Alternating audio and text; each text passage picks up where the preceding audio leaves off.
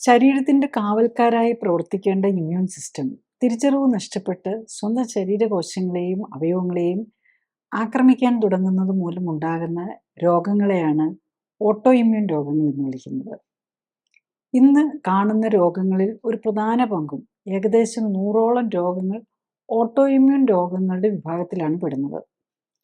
സന്ധികളെ ബാധിക്കുന്ന ആമവാതം, രക്തവാതം തുടങ്ങിയ വാതരോഗങ്ങൾ, ചർമ്മത്തെ ബാധിക്കുന്ന സോറിയാസിസ്, എക്സീമ, ഇൻസുലിൻ്റെ അളവ് കുറയുന്നത് മൂലമുണ്ടാകുന്ന ടൈപ്പ് 1 പ്രമേഹം, തൈറോയ്ഡ് ഹോർമോൺ കുറയുന്ന ഹാഷിമോട്ടോസ് ഡിസീസ്, തൈറോയ്ഡ് ഹോർമോൺ കൂടുന്ന ഗ്രേവ്സ് ഡിസീസ്, SLE, നെർവുകളെ ബാധിക്കുന്ന മൾട്ടിപ്പിൾ സ്ക്ലിറോസിസ്, വൃക്കത്തകരാർ ഉണ്ടാക്കുന്ന നെഫ്രൈറ്റിസ്, രക്തക്കുഴലുകളെ ബാധിക്കുന്ന വാസ്കുലൈറ്റിസ്, കരളിനെ ബാധിക്കുന്ന ഓട്ടോ ഇമ്മ്യൂൺ ഹെപ്പറ്റൈറ്റിസ്, ഹൃദയത്തെ ബാധിക്കുന്ന റുമാറ്റിക് ഫീവർ, മയോകാർഡൈറ്റിസ്, രക്താണുക്കളെ ബാധിക്കുന്ന ITP, പാൻസൈറ്റോപീനിയ, കുടലിനെ ബാധിക്കുന്ന ക്രോൺസ് ഡിസീസ്, കൊളൈറ്റിസ് തുടങ്ങി ഏത് അവയവത്തെയും ഓട്ടോ ഇമ്മ്യൂൺ രോഗം ബാധിക്കാം. ഒരവയവത്തെ ഓട്ടോ ഇമ്മ്യൂൺ രോഗം ബാധിച്ചാൽ മറ്റവയവങ്ങളെയും കാലക്രമത്തിൽ ബാധിക്കാം. മാത്രമല്ല, ഇത്തരം രോഗികളിൽ ക്യാൻസർ സാധ്യതയും കൂടുതലാണ്. ശരീരത്തിൻ്റെ പ്രതിരോധ പ്രവർത്തനങ്ങളിലെ അസന്തുലിതാവസ്ഥ മൂലം ഉണ്ടാകുന്ന ഈ രോഗങ്ങളെ നേരത്തെ കണ്ടെത്താനും ഇമ്മ്യൂൺ സിസ്റ്റത്തിൻ്റെ സമതുലിതാവസ്ഥ തിരികെ കൊണ്ടുവരാനും കഴിഞ്ഞാൽ മാത്രമേ രോഗം ബാധിച്ച അവയവം തീരെ നശിക്കുന്നത് തടയാനും രോഗം മറ്റവയവങ്ങളെ ബാധിക്കുന്നതും ക്യാൻസറിലേക്ക് നീങ്ങുന്നതും ഒക്കെ തടയാനും കഴിയൂ. അതിനാൽ ഓട്ടോ ഇമ്മ്യൂൺ വിഭാഗത്തിൽപ്പെട്ട രോഗങ്ങളെയും അവയുടെ കാരണങ്ങളും ലക്ഷണങ്ങളും പരിശോധനാ രീതികളും ഒക്കെ മനസ്സിലാക്കിയാൽ മാത്രമേ ഇത്തരം രോഗങ്ങളെ നേരത്തെ കണ്ടെത്താനും അവയിൽ നിന്ന് മോചനം നേടാനും കഴിയൂ. ഒരേ രോഗത്തിന് പലതരം ചികിത്സകളുള്ള ഈ കാലത്ത് രോഗത്തിൻ്റെ പ്രത്യേകതകളെയും വ്യത്യസ്ത ചികിത്സാ രീതികളുടെ ഗുണദോഷങ്ങളെയും കുറിച്ചുകൂടി മനസ്സിലാക്കിയാൽ മാത്രമേ ഏറ്റവും സുരക്ഷിതവും ഫലപ്രദവുമായ ചികിത്സ തിരഞ്ഞെടുക്കാൻ കഴിയൂ. ഓട്ടോ ഇമ്മ്യൂൺ രോഗങ്ങളുള്ളവർ എന്തെല്ലാമാണ് ശ്രദ്ധിക്കേണ്ടത്? ആദ്യമായി, ഇമ്മ്യൂണിറ്റി എന്നാൽ എന്താണ്, അതുമായിട്ട് ബന്ധപ്പെട്ട അവയവങ്ങൾ ഏതൊക്കെയെന്ന് നോക്കാം. ബേസിക്കലി നമ്മുടെ ഇമ്മ്യൂൺ സിസ്റ്റം എന്ന് പറയുമ്പോൾ നമ്മൾ അതിൻ്റെ പാർട്സ് ഏതൊക്കെയാണെന്ന് അറിയണം. നമ്മുടെ ഇമ്മ്യൂൺ സിസ്റ്റത്തിൻ്റെ ഏറ്റവും പ്രധാനം, നമ്മളെ ഏറ്റവും പുറമേ ഉള്ളത് നമ്മുടെ സ്കിന്നാണ് നമ്മളെ പ്രൊട്ടക്റ്റ് ചെയ്തുകൊണ്ടിരിക്കുന്നത്. അതായത് ഇമ്മ്യൂൺ സിസ്റ്റം എന്ന് പറഞ്ഞാൽ നമ്മളെ പ്രൊട്ടക്റ്റ് ചെയ്യുന്നതാണ്. അതിന് അണുക്കളിൽ നിന്നാകാം, അൾട്രാ വയലറ്റ് റേസ്, അല്ലെങ്കിൽ റേഡിയേഷൻ, അല്ലെങ്കിൽ നമ്മുടെ ഉള്ളിൽ നിന്നുള്ള വാട്ടറൊക്കെ പുറത്തേക്ക് പോകാതിരിക്കാൻ ഊസ് ഔട്ട് ചെയ്യുമ്പോൾ സ്കിന്നിനൊരു പ്രോബ്ലം വന്നാൽ അതിങ്ങനെ വെള്ളം സ്കിന്നിൽ നിന്ന് എടുക്കുന്നത് കാണാമല്ലോ. അപ്പം ഇങ്ങനെയുള്ള കാര്യങ്ങൾ തടയാമെന്നുള്ള. അപ്പോൾ അതിൽ ഒന്ന് സ്കിന്നാണ്. പിന്നെ ഉള്ളിലാണെങ്കിൽ മ്യൂക്കസ് മെംബ്രെയിൻ, എല്ലാത്തിനും ഒരു ആവരണം പോലെ ഉണ്ടാവും. മ്യൂക്കസ് മെംബ്രെയിനെ വായിക്കകത്ത് അല്ലെ ഇൻറ്റസ്റ്റൈനെയൊക്കെ കവർ ചെയ്ത് ഈവൻ ലങ്സ് എല്ലാത്തിനെയും ഉള്ളിൽ കൂടി ഒരു ഇതായിട്ട് മ്യൂക്കസ് മെംബ്രെയിൻ ഉണ്ടാവും. പിന്നെ ബേസിക്കലി ഇത് ഇമ്മ്യൂൺ സിസ്റ്റത്തിൻ്റെ സെൽസാണ്. അതായത് നമുക്കറിയാമല്ലോ, വെള്ള രക്താണുക്കൾ, അതുപോലെ പ്ലേറ്റ്ലെറ്റ്സ്, ഇതൊക്കെ ഇമ്മ്യൂൺ സിസ്റ്റത്തുമായിട്ട് ബന്ധപ്പെട്ടാണ്. ഇതിനെ ഉണ്ടാക്കുന്നത് നമ്മളുടെ മജ്ജയ്ക്കകത്താണ്, ബോണിനകത്ത്. വളരെ പ്രൊട്ടക്റ്റഡ് ആയിട്ടാണ് ഇമ്മ്യൂൺ സിസ്റ്റത്തെ വെച്ചിരിക്കുന്നത്. പിന്നെ അത് കഴിഞ്ഞ് കഴിഞ്ഞാൽ ഈ സെല്ലിനെയൊക്കെ മജ്ജയിൽ ഉണ്ടാക്കിയിട്ട് അവർ നമ്മളുടെ സെല്ലിനെയും മറ്റുള്ള സെല്ലും, അതായത് നമ്മളുടെ ഓൺ സെല്ലാണോ അതോ ബാക്ടീരിയ വൈറസോ ഒക്കെ ആണോ എന്ന് തിരിച്ചറിയാൻ പഠിപ്പിക്കാനായിട്ട് നമ്മളുടെ തൈമസ് എന്ന് പറഞ്ഞൊരു ഗ്രന്ഥിയുണ്ട്, അതിലേക്ക് വരും. അപ്പം നമ്മളുടെ മജ്ജയ്ക്കകത്തുണ്ടായ സെല്ലെല്ലാം ആദ്യം വരുന്നത് തൈമസിലേക്കാണ്. അപ്പോൾ ഈ തൈമസിൽ വന്ന് അവിടെ ശരിക്കും പറഞ്ഞാൽ തൈമിക് സ്കൂൾ എന്നാണ് പറയുന്നത്. ഇമ്മ്യൂൺ സിസ്റ്റത്തിൻ്റെ സെല്ലുകളെ പഠിപ്പിക്കുന്ന സ്കൂളാണ് തൈമസ്. അപ്പോൾ അതിനകത്ത് ഈ സെല്ലിന് ഈ സെൽഫ് ഏതാ അല്ലാത്ത ഏതാന്ന് അറിയാൻ പറ്റാത്ത സെല്ലുകളെ എല്ലാം ഡിസ്ട്രോയ് ചെയ്യുകയാണ് സാധാരണ തൈമസ് ചെയ്യുന്നത്. അവിടെ വെച്ച് എല്ലാം ക്ലിയർ ആയതേ പോവുള്ളൂ. അപ്പോൾ നമ്മളുടെ ബേസിക്കലി ഓട്ടോ ഇമ്മ്യൂൺ ഡിസീസിൽ തന്നെ ഇതാണ് സംഭവിക്കുന്നത്. തൈമസിൽ വരുമ്പം അവിടുത്തെ സ്കൂളിംഗ് നേരെ ചൊവ്വേ ആകുന്നില്ല എന്നുള്ളതും ആകാം. പക്ഷേ അതിനെക്കുറിച്ചൊന്നും നമുക്ക് വ്യക്തമായത് ഈ ഓട്ടോ ഇമ്മ്യൂൺ ഡിസീസിനൊന്നും ധാരണയില്ല. പക്ഷെ ബേസിക്കലി നമുക്കറിയാം തൈമസ് ആണിലെ വെച്ചാണ്. അതാണ് നമ്മൾ ഈ തൈമസ് സ്കൂളിൽ പഠിച്ച് തിരിച്ച് പറഞ്ഞവരെയാണ് T സെൽസ് എന്നൊക്കെ പറയുന്നത്. അപ്പോൾ അതാണ് T സെല്ല് ആക്ടിവേറ്റഡ് ആകുമ്പോഴാണ് പലപ്പോഴും ഓട്ടോ ഇമ്മ്യൂൺ ഡിസീസസ് വരുന്നത്. അപ്പോൾ അവിടെ വരുന്ന എന്തൊക്കെ തകരാറുകളാണ് ഇതിന് കാരണം. പിന്നെ നമ്മുടെ ഇമ്മ്യൂൺ സിസ്റ്റത്തിൻ്റെ മെയിൻ ഇത് സ്പ്ലീനാണ്. നമ്മൾ വയറിൻ്റെ മുകളിലിരിക്കുന്ന അവിടെയാണ് ഈ പിന്നുണ്ട് സ്പ്ലീൻ. സ്പ്ലീൻ എന്ന് പറഞ്ഞാൽ ശരിക്കും പറഞ്ഞാൽ ഒരു വലിയ ലിംഫ് നോഡ് പോലെയാണ്. അവിടെ അതിനെ സ്റ്റോർ ചെയ്ത് വെക്കാൻ പല ഫങ്ഷൻസും ഉണ്ട് സ്പ്ലീനിന്. പിന്നെ നമുക്ക് എല്ലായിടത്തും നമ്മൾ ലിംഫ് നോഡ്സ് പറയുമല്ലോ, ഇപ്പോൾ ക്യാൻസർ ആണെങ്കിൽ അതിനോട് കൂടിയ ലിംഫ് നോഡ്സ് എടുത്ത് കളയാം, അങ്ങനെ ചെയ്യുമല്ലോ. അപ്പം ബേസിക്കലി നമ്മളുടെ ഒരു ഓർഗനിലേക്ക് നമ്മളുടെ എല്ലായിടത്തിനും ഡ്രെയിനേജ് വരുന്നത്. ഇപ്പോൾ ബ്രസ്റ്റിന് ഒരു ക്യാൻസർ വന്നു കഴിഞ്ഞാൽ അതിൻ്റെ കൂടെ ബ്രസ്റ്റിൻ്റെ കീഴിലുള്ള മറ്റേ ആക്സിലറി ഗ്ലാൻസും കൂടി എടുത്ത് കളയും. ശരിക്കും പറഞ്ഞു കഴിഞ്ഞാൽ അവരാണ് നമ്മൾ പ്രൊട്ടക്റ്റ് ചെയ്യേണ്ടത്. അതിലേക്ക് ക്യാൻസർ സെല്ല് ചെന്നു എന്നും പറഞ്ഞാണ് നമ്മളതിനെ എടുത്ത് കളയുന്നത്. പക്ഷേ ആ ക്യാൻസർ അവർ പിടിക്കാൻ, അത് പുറത്തേക്ക് ഉള്ളിൽ ബ്ലഡിലേക്കും മറ്റു രാജ്യങ്ങളിൽ വ്യാപിക്കാതിരിക്കാൻ അവരവിടെ വെച്ച് അതിനെ നശിപ്പിക്കാനാണ് ശരിക്കും പറഞ്ഞാൽ നോക്കുന്നത്. ഇപ്പോൾ കുറച്ച് നശിപ്പിക്കാതിരിക്കുന്ന സെല്ലിനെ, അതിനകത്ത് ക്യാൻസർ സെല്ലിനെ കണ്ടു കഴിഞ്ഞാൽ നമ്മൾ അതിനേക്കും സെക്കൻഡറീസ് വന്നെന്ന് പറഞ്ഞ് നമ്മൾ അതിനെയും കൂടി എടുത്ത് കളയുകയാണ് ശരിക്കും ചെയ്തുകൊണ്ടിരിക്കുന്നത് ഇപ്പം. പിന്നെ ഈ അടുത്തത് നമ്മൾ പല ടൈപ്പിൽ ഹ്യൂമറൽ ഇമ്മ്യൂണിറ്റി, സെല്ലുലാർ ഇമ്മ്യൂണിറ്റി എന്നൊക്കെ പറയും. ഈ ഹ്യൂമറസ് ഇമ്മ്യൂണിറ്റി എന്ന് പറഞ്ഞു കഴിഞ്ഞ് കഴിഞ്ഞാൽ ആൻറ്റിബോഡീസ് നമ്മൾ എപ്പോഴും കേൾക്കുമല്ലോ, നമ്മൾ ടെസ്റ്റൊക്കെ നോക്കും, ആൻറ്റിബോഡി ടെസ്റ്റുകളൊക്കെ നോക്കും. ഒരു ഇൻഫെക്ഷൻ കോവിഡ് വന്ന ആൻറ്റിബോഡി, അതായത് നമ്മളുടെ ഇമ്മ്യൂൺ സിസ്റ്റം അതിന് അഗെയിൻസ്റ്റ് ആയിട്ട് ഉണ്ടാക്കുന്ന ചില കെമിക്കലുകളാണത്. പിന്നെ നമ്മളുടെ സെല്ലുലാർ ഇമ്മ്യൂണിറ്റി, നമ്മുടെ സെല്ലുകൾ തന്നെ പോയി പിടിച്ച് ബാക്ടീരിയയോ അല്ലെങ്കിൽ അബ്നോർമൽ സെല്ലുകളോ അല്ലെങ്കിൽ ക്യാൻസർ സെല്ലിനെയൊക്കെ അതിനെ പിടിച്ച് ദഹിപ്പിക്കാനുള്ള കഴിവുകൾ ചില സെല്ലുകൾക്കുണ്ട്, മാക്രോഫേജസ് എന്നൊക്കെ പറയും. നെക്സ്റ്റ് നമ്മൾ ഈ ഇമ്മ്യൂൺ സിസ്റ്റത്തിൻ്റെ എങ്ങനെയാണ് അതിങ്ങനെ ഫങ്ഷൻ ചെയ്യുന്നതെന്ന് ചോദിച്ചാൽ ശരിക്കും പറഞ്ഞാൽ അതിനകത്ത് പാരലായിട്ട് പോകുന്ന 2 പാരൽ വിങ്സാണ് ഇമ്മ്യൂൺ സിസ്റ്റത്തിനുള്ളത്. അതിന് ഇൻഫ്ലമേഷൻ, ആൻറ്റി ഇൻഫ്ലമേഷൻ. ഇൻഫ്ലമേഷൻ എന്ന് പറഞ്ഞാൽ പ്രതിരോധമാണ്. ആൻറ്റി ഇൻഫ്ലമേഷൻ എന്ന് പറഞ്ഞു കഴിഞ്ഞാൽ അതിൽ ഹീലിംഗ് പാർട്ടാണ് വരുന്നത്. അതായത് നമുക്കിപ്പോൾ ഒരു യുദ്ധം ഉണ്ടായിക്കഴിഞ്ഞ് കഴിഞ്ഞാൽ അവിടെ ബോംബിങ്ങും വെടിവെപ്പും ഷെല്ലിങ്ങും എല്ലാം കഴിഞ്ഞ് കഴിഞ്ഞാൽ അവിടെ കുറേ ഡാമേജുകൾ വന്നിട്ടുണ്ടായല്ലോ. അപ്പം അതിനെയെല്ലാം റിപ്പയർ ചെയ്താലല്ലേ, ഇപ്പോൾ ഒരു പാലം ഡാമേജ് വന്നു അതിനെ റിപ്പയർ ചെയ്യണമല്ലോ. ഇത് തന്നെയാണ് ഇപ്പം നമ്മളുടെ ഉള്ളിൽ നടക്കുന്നത്. എപ്പോഴും അവിടെ ഫൈറ്റിംഗ് നടന്നുകൊണ്ടിരിക്കും. കാരണം ഈ ബാക്ടീരിയയും വൈറസും ഒക്കെ ഇത് വരും, ടോക്സിൻസ് വരും. അപ്പോൾ അവിടെ ഫൈറ്റ് നടക്കും. ഈവൻ നമ്മുടെ ഒരു സെല്ലിലേക്ക് ഒരു വൈറസ് കയറുകയോ അല്ലെങ്കിൽ ഒരു ടോക്സിൻ കയറി കഴിഞ്ഞ് കഴിഞ്ഞാൽ നമ്മളുടെ ഇമ്മ്യൂൺ സിസ്റ്റം അതിനെ അബ്നോർമൽ, അതിനെ ഒരു ശത്രുവായിട്ടാണ് കാണുന്നത്. ആ ബാക്ടീരിയ വൈറസിനെ മാത്രമല്ല, സെല്ലിനെ തന്നെ നശിപ്പിക്കുക എന്നുള്ളതാണ് അവർ ചെയ്യുന്നത്. അപ്പം നശിപ്പിച്ചു കഴിഞ്ഞ് കഴിഞ്ഞാൽ അതിനെ കൊണ്ടുപോയി, അതായത് അതിനൊരു ഫ്യൂണറൽ പോലെ, ഈവൻ ബാക്ടീരിയ വൈറസും ഒക്കെ നശിച്ച് അത് ഒരു നശിക്കുകയാണല്ലോ ആ സെല്ല് ചെയ്യുന്നത്. അപ്പം അതിനെ, ആ ബാക്ടീരിയ, ആ സെല്ലിനെയും ആ ബാക്ടീരിയ അല്ലെ വൈറസിനെയും കൂടെ നശിപ്പിക്കുകയാണ് ഇത് ചെയ്യുന്നത്. അപ്പം അതിന് പകരം അതിൻ്റെ പണി ചെയ്യാനായിട്ട് പുതിയ സെല്ല് വരണം. ആ പണിയാണ് ആൻറ്റി ഇൻഫ്ലമേഷൻ എന്ന് പറയുന്നത്. അപ്പം അവർക്ക് വർക്ക് ചെയ്യണമെന്നുണ്ടെങ്കിൽ ഇതിന് ബേസിക്കലി ഇതിന് 2 ഫാറ്റുകളാണ്, 2 കൊഴുപ്പിൽപ്പെട്ട 2 കാര്യങ്ങളാണ് ഇതിനെ കൺട്രോൾ ചെയ്യുന്നത്. അതിൽ omega-6 ഇൻഫ്ലമേറ്ററി ആണ്, അതായത് അതിന് പ്രതിരോധ ശേഷിക്ക് വേണ്ടിയിട്ടുള്ള പ്രതിരോധമാണ് ഇത്. omega-3 anti ഇൻഫ്ലമേറ്ററിയാണ്. അപ്പം നമ്മൾ ഈ രോഗങ്ങളെല്ലാം ശരിക്കും ഇൻഫ്ലമേറ്ററിയാണ്. കാരണം ഒരു രോഗം വരുന്ന ഒന്നെങ്കിൽ അവിടെ എന്തെങ്കിലും ഒരു കെമിക്കലോ എന്തെങ്കിലും അവിടെ കൂടുമായിരിക്കും, അല്ലെങ്കിൽ വൈറസോ ബാക്ടീരിയയോ ഒക്കെ കൂടുമ്പം ഒരു ഇൻഫ്ലമേറ്ററി ആക്ഷനാണ് വരുന്നത്.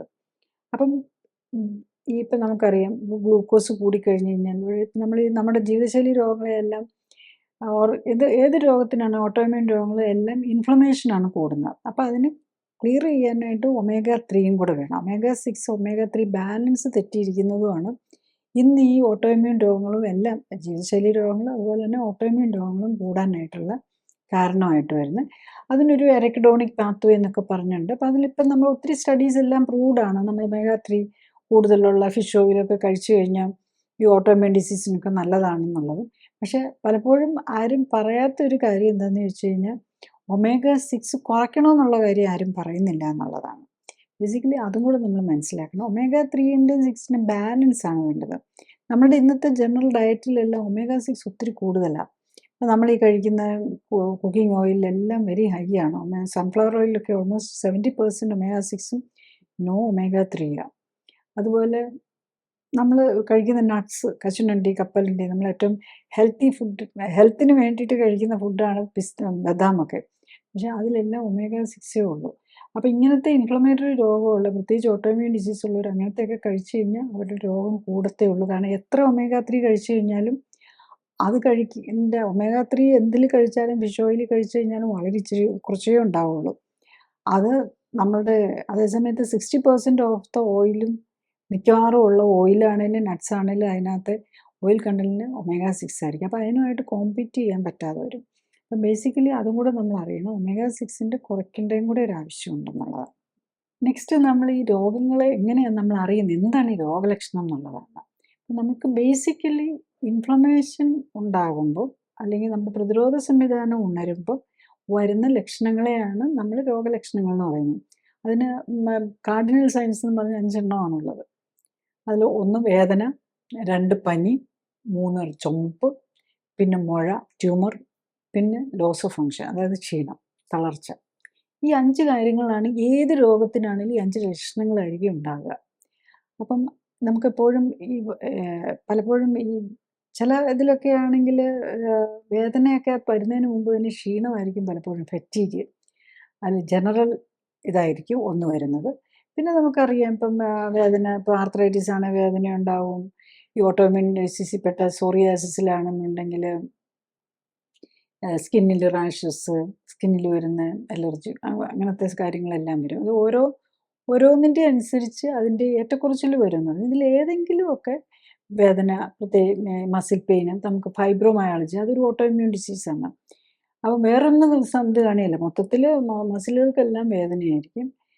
പിന്നെ പലതിലും ഈ ഫീവർ വലിയ ഹൈ ഗ്രേഡ്, ഇപ്പോൾ നമുക്കൊരു ഇൻഫെക്ഷനെ പോലെയുള്ളൊരു ഫീവർ ആയിരിക്കില്ല, ലോ ഗ്രേഡ് ഫീവർ ആയിരിക്കും. ഒരു ലോ എപ്പോഴും ഇതായിട്ടിരിക്കും. പിന്നെ റെഡ്നെസ് വരാം, ഈ ലൂപ്പസ് എരിത്തമറ്റോസിസ് എന്നൊക്കെ പറഞ്ഞാൽ ചീക്കിലൊക്കെ റെഡ് ഇത് വരാം. പിന്നെ ചിലത് സ്കിന്നിലും റെഡ് സ്പോട്ട് പോലെയൊക്കെ വരും. പിന്നെ നമ്മൾ ചില രോഗങ്ങൾക്ക് ഈ കട്ടിപ്പ് പോലെ വരാം, ചിലപ്പോൾ മുഴകൾ പോലെയോ അല്ലെങ്കിൽ തടിപ്പ് പോലെയോ വരാം. അത് ഇങ്ങനെ വന്നുകൊണ്ടും പോയി. ഇപ്പം കിഡ്നിയിലൊക്കെ ആണെന്നുണ്ടെങ്കിൽ, കിഡ്നിയിലും ലിവറിലും ഒക്കെ ആണെങ്കിൽ ഇടയ്ക്ക് കൂടും, പിന്നെ കുറേ. ഏത് ഓട്ടോഇമ്യൂൺ ഡിസീസ് ആണെങ്കിലും അങ്ങനെയാണ്. അതായത് അതിൻ്റെ ഒരു ട്രിഗറിങ് ഫാക്ടർ വരുമ്പോൾ അത് കൂടും. അപ്പോൾ അത് നമ്മൾ എന്താണെന്ന് കണ്ടുപിടിക്കുക എന്നുള്ളതായിരിക്കും ബേസിക്കലി ഇത് വരുന്നത്.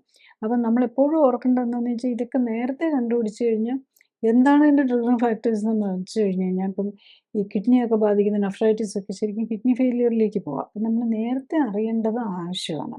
അതുപോലെ ഈ ആർത്രൈറ്റിസ്, ഈ റുമറ്റോയ്ഡ് വാമവാദം എന്നൊക്കെ പറയുന്ന ജോയിൻറ്റ് ഡീഫോമിറ്റീസ് ഉണ്ടാക്കും. ഡീഫോമിറ്റീസ് ഉണ്ടാക്കി അതെല്ലാം തിരിച്ചു കൊണ്ടുവരാൻ പറ്റില്ല. ഒരു ഓർഗൻ ഡാമേജ് ആയി കഴിഞ്ഞ് കഴിഞ്ഞാൽ അതിനെ തിരിച്ചാക്കാൻ വലിയ പാടാണ്.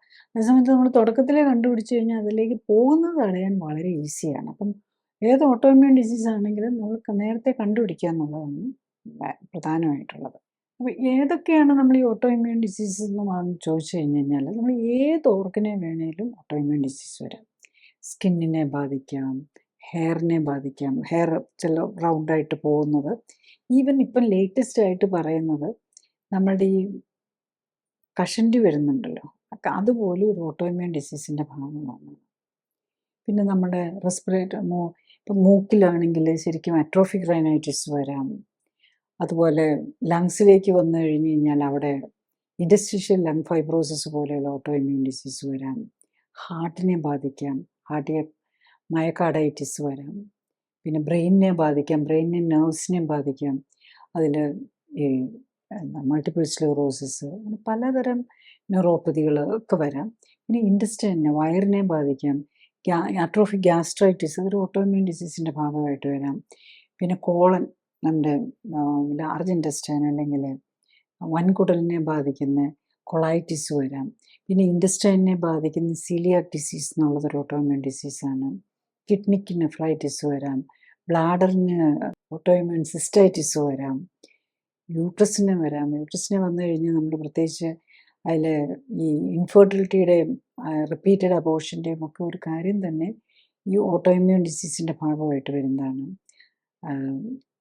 അതുപോലെ കൊച്ചിന് വളർച്ച കുറഞ്ഞു വരിക, IUGR, അതുപോലെ പ്രഗ്നൻസിയിൽ വരുന്ന പ്രഷറിന് കാരണം പോലും ഈ ഓട്ടോഇമ്യൂൺ ഡിസീസിൻ്റെ ഭാഗമെന്നുള്ളതാണ്. പിന്നെ ലിവറിനെ ആണെങ്കിൽ ലിവർ ഹെപ്പറ്റൈറ്റിസ്, അത് സ്ലോ പ്രോഗ്രസ്സിങ് ആയിട്ടുള്ള ഈ പ്രത്യേകിച്ച് ഫാമിലികളിലൊക്കെ കുടിയന്മാരൊന്നും അല്ലാത്തവർക്ക് ലിവർ ഫൈബ്രോസിസ് വന്നു ലിവർ ഫെയിലിയറിലേക്ക് പോകുന്നതിൻ്റെ ഒരു കാരണം തന്നെ ഓട്ടോഇമ്യൂൺ ഹെപ്പറ്റൈറ്റിസ് ആണ്. പിന്നെ വളരെ ഫാസ്റ്റായിട്ട് വന്ന് പ്രോഗ്രസ് ചെയ്യുന്ന ഓട്ടോഇമ്യൂൺ ലിവർ ഡിസീസും ഉണ്ട്. പിന്നെ നമ്മൾ ജോയിൻസിനെ ഏത് ജോയിൻസിനെ വേണേലും ബാധിക്കാം. അതിൽ വെർട്ടിബ്രെ ബാധിക്കുന്നതിനാണ് നമ്മൾ ആങ്കലൈസിങ് സ്പോണ്ടൈലൈറ്റിസ്, പിന്നെ ഈവൻ നമ്മളിപ്പോൾ ഈ ഡിസ്ക് പ്രോബ്ലംസ് പറയുമല്ലോ, ഡിസ്ക് തേയ്മാനം വന്നെന്ന്, അതും പറയുന്നത് ഇപ്പോൾ അതൊരു ഓട്ടോ ഇമ്മ്യൂൺ ഡിസീസ്. നമ്മളുടെ ഇമ്മ്യൂൺ സിസ്റ്റം തന്നെ നമ്മുടെ ഡിസ്കിനെ അതൊക്കെ പക്ഷേ പതുക്കെ സ്ലോ പ്രോഗ്രസ്സിങ് ആണ്. അതുകൊണ്ടാണ് അത് ഇങ്ങനെ കുറേ സമയം എടുത്തായിരിക്കും ഈ ആങ്കലോസിങ് സ്പോണ്ടൈലൈറ്റിസും ഡിസ്ക് പ്രോബ്ലംസിനും ഒക്കെ ഓട്ടോ ഇമ്മ്യൂൺ നേച്ചറാണെന്നാണ് പറയുന്നത്. പിന്നെ ഈവൻ കണ്ണിനെ, പിന്നെ മറ്റുള്ള ജോയിൻസിനെയും ബാധിക്കാൻ നമുക്കറിയാം. ആർത്രൈറ്റിസും ആമവാദവും ഒക്കെ ആണല്ലോ ഏറ്റവും ഇത് വരുന്നത്. പിന്നെ കണ്ണിനെ ബാധിക്കാം, സ്ലീറൈറ്റിസ് വരാം, യൂവിയൈറ്റിസ് വരാം, ചെവിയെ ബാധിച്ച് നമ്മുടെ കേൾവിക്കുറവ് വരാം. പിന്നെ ഈ അതിനും ഒരു പല ഇതിനും നമ്മളിപ്പം ഈവൻ ഈ ബാലൻസ് പ്രോബ്ലംസ് വരാം. പിന്നെ നാക്കിന് ചിലർക്ക് ഈ അട്രോഫിക്ക് നാക്കിൻ്റെ ആ പാപ്പിലയൊക്കെ ലൂസ് ചെയ്യുന്നത്, അതുപോലെ ആഫ്റ്റർ സൾസർ, നമ്മൾ പലപ്പോഴും വായൻ പൊട്ടൽ വരികയല്ലേ. ഈവൻ വായിക്കകത്ത് ഈ ലൈക്കൻ പ്ലാനസ് എന്നൊക്കെ പറഞ്ഞാൽ ഇതൊക്കെ ഓട്ടോ ഇമ്മ്യൂൺ ഡിസീസിലാണ് വരുന്നത്. ഇപ്പം ഏത് അവയവത്തെ വേണേ, ഈവൻ ബോണിനെ പറഞ്ഞു നമുക്ക് നമ്മുടെ ജോയിൻറ്റ് മാത്രമല്ല ബോൺ മാരോയ്ക്ക് വരാം. അങ്ങനെ വരുമ്പോഴാണ് നമ്മൾ ഈ പാൻസൈറ്റോപീനിയ അല്ലെങ്കിൽ ഈ ത്രോംബോ പ്ലേറ്റ്ലെറ്റ് മാത്രം കുറഞ്ഞു വന്നേ ITP എന്ന് പറയുന്നത്, ഇതൊക്കെ ഓട്ടോ ഇമ്മ്യൂൺ ഡിസീസിൻ്റെ ഭാഗത്തിലാണ് വരുന്നത്. ഈവൻ ഓവറിയെ ബാധിക്കാം, പ്രിമച്വർ ഓവേറിയൻ ഫെയിലിയർ വരാം. അങ്ങനെ ഏത് ഓർഗനെ വേണേലും ഓട്ടോ ഇമ്മ്യൂൺ ഡിസീസ് ബാധിക്കാമെന്നുള്ളത്. നെക്സ്റ്റ്, എന്തുകൊണ്ടാണ് ഈ ഓട്ടോ ഇമ്മ്യൂൺ ഡിസീസ് വരുന്നതെന്നുള്ളതാണ്. എന്താണ് അതിൻ്റെ കാരണം? ഇപ്പം ചിലർക്ക് ഫാമിലിയിലായിട്ട് തന്നെ ഇപ്പം ആർത്രൈറ്റിസ് ഉള്ള അമവാദം വരുന്നവർക്ക് അമവാദത്തിന് സാധ്യത കൂടുതലുണ്ട്. ഈ എക്സിമ ഉള്ളവർക്ക് ഈ കരപ്പനൊക്കെ ഉള്ളവർക്ക് അത് കുട്ടികൾക്ക് വരാൻ സാധ്യതയുണ്ട്, അവരുടെ മക്കൾക്ക്. അതുപോലെ സോറിയാസിസ്, ഏതിനാണെങ്കിലും നമുക്കൊരു ഫാമിലിയൽ പ്രിഡിസ്പൊസിഷൻ ഉണ്ടാവും. പിന്നെ ഉള്ളത് രണ്ടാമത്തത് എൻവറോൺമെൻറ്റൽ ട്രിഗേഴ്സാണ്. ഇപ്പോൾ ഇൻഫെക്ഷൻ, ഇപ്പോൾ നമുക്കറിയാം ഈ ടൈപ്പ് 1 ഡയബറ്റീസ് കൊച്ചു പിള്ളേരിൽ വരുന്നതാണല്ലോ. അത് മിക്കവാറും എന്തെങ്കിലും ഒരു ഇൻഫെക്ഷൻ വന്നിട്ടായിരിക്കാം പലപ്പോഴും തുടങ്ങുന്നത്. ഒരു ഇൻഫെക്ഷന് അല്ലെങ്കിൽ കണ്ടിന്യൂസ് ആയിട്ട് അലർജി ഒക്കെ നിന്ന് കഴിഞ്ഞിട്ടായിരിക്കും ഇത് വരുന്നത്. പിന്നെ ഏറ്റവും നല്ലൊരു എക്സാമ്പിൾ ഈ ഓട്ടോ ഇമ്മ്യൂൺ ഡിസീസിൻ്റെ പറയാമെന്ന് ശരിക്കും പറഞ്ഞു കഴിഞ്ഞാൽ, ഈ പിള്ളേർക്കൊക്കെ ഈ ഈ ടോൺസിലൈറ്റിസ് പോലെ സ്ട്രെപ്റ്റോകോക്കസ് ഇൻഫെക്ഷൻ ഒരു ബാക്ടീരിയ ഇൻഫെക്ഷനാണ്. അത് കഴിഞ്ഞിട്ട് കുറച്ച് ദിവസം കഴിയുമ്പോഴായിരിക്കും റുമാറ്റിക് ഫീവർ വരുന്നത്. ഇപ്പോൾ റുമാറ്റിക് ഫീവറിൽ ജോയിൻറ്റ് പെയിനും വേദനയും പനിയൊക്കെ ആയിരിക്കും. പക്ഷെ അത് ശരിക്കും പറഞ്ഞു കഴിഞ്ഞാൽ അവിടെ നിന്ന് അത് ഹാർട്ടിനെ അറ്റാക്ക് ചെയ്യുന്നത് കൊണ്ടാണ് ഈ മൈട്രൽ വാൽവ് റീപ്ലേസ്മെൻ്റ് ഒക്കെ ചെയ്യല്ലേ. അത് ശരിക്കും പറഞ്ഞു കഴിഞ്ഞാൽ ഓട്ടോ ഇമ്മ്യൂൺ ഡിസീസാണ്. അത് തുടങ്ങുന്നത് ഈ പല്ലിലെ കേടോ അല്ലെങ്കിൽ ടോൺസിലൈറ്റിസിൽ ഉള്ള ഈ ബാക്ടീരിയ. അതെന്താ സംഭവിക്കുന്നതെന്ന് വെച്ചാൽ, ഈ ബാക്ടീരിയയ്ക്ക് അഗെയിൻസ്റ്റ് ആയിട്ട് നമ്മളുടെ ഇമ്മ്യൂൺ സിസ്റ്റം ഉണ്ടാക്കുന്ന ഒരു പ്രോട്ടീന്, ആ പ്രോട്ടീനും നമ്മളുടെ ഈ ജോയിൻറ്റിലും അതുപോലെയുള്ള കൊളാജൻ, നമ്മളുടെ ഹാർട്ടിൻ്റെ വാൽവിനെ ഉണ്ടാക്കുന്ന കൊളാജനും ഒക്കെ ആയിട്ട് അതിനകത്തുള്ള ഒരു പ്രോട്ടീനുമായിട്ട് സാമ്യമുണ്ട്.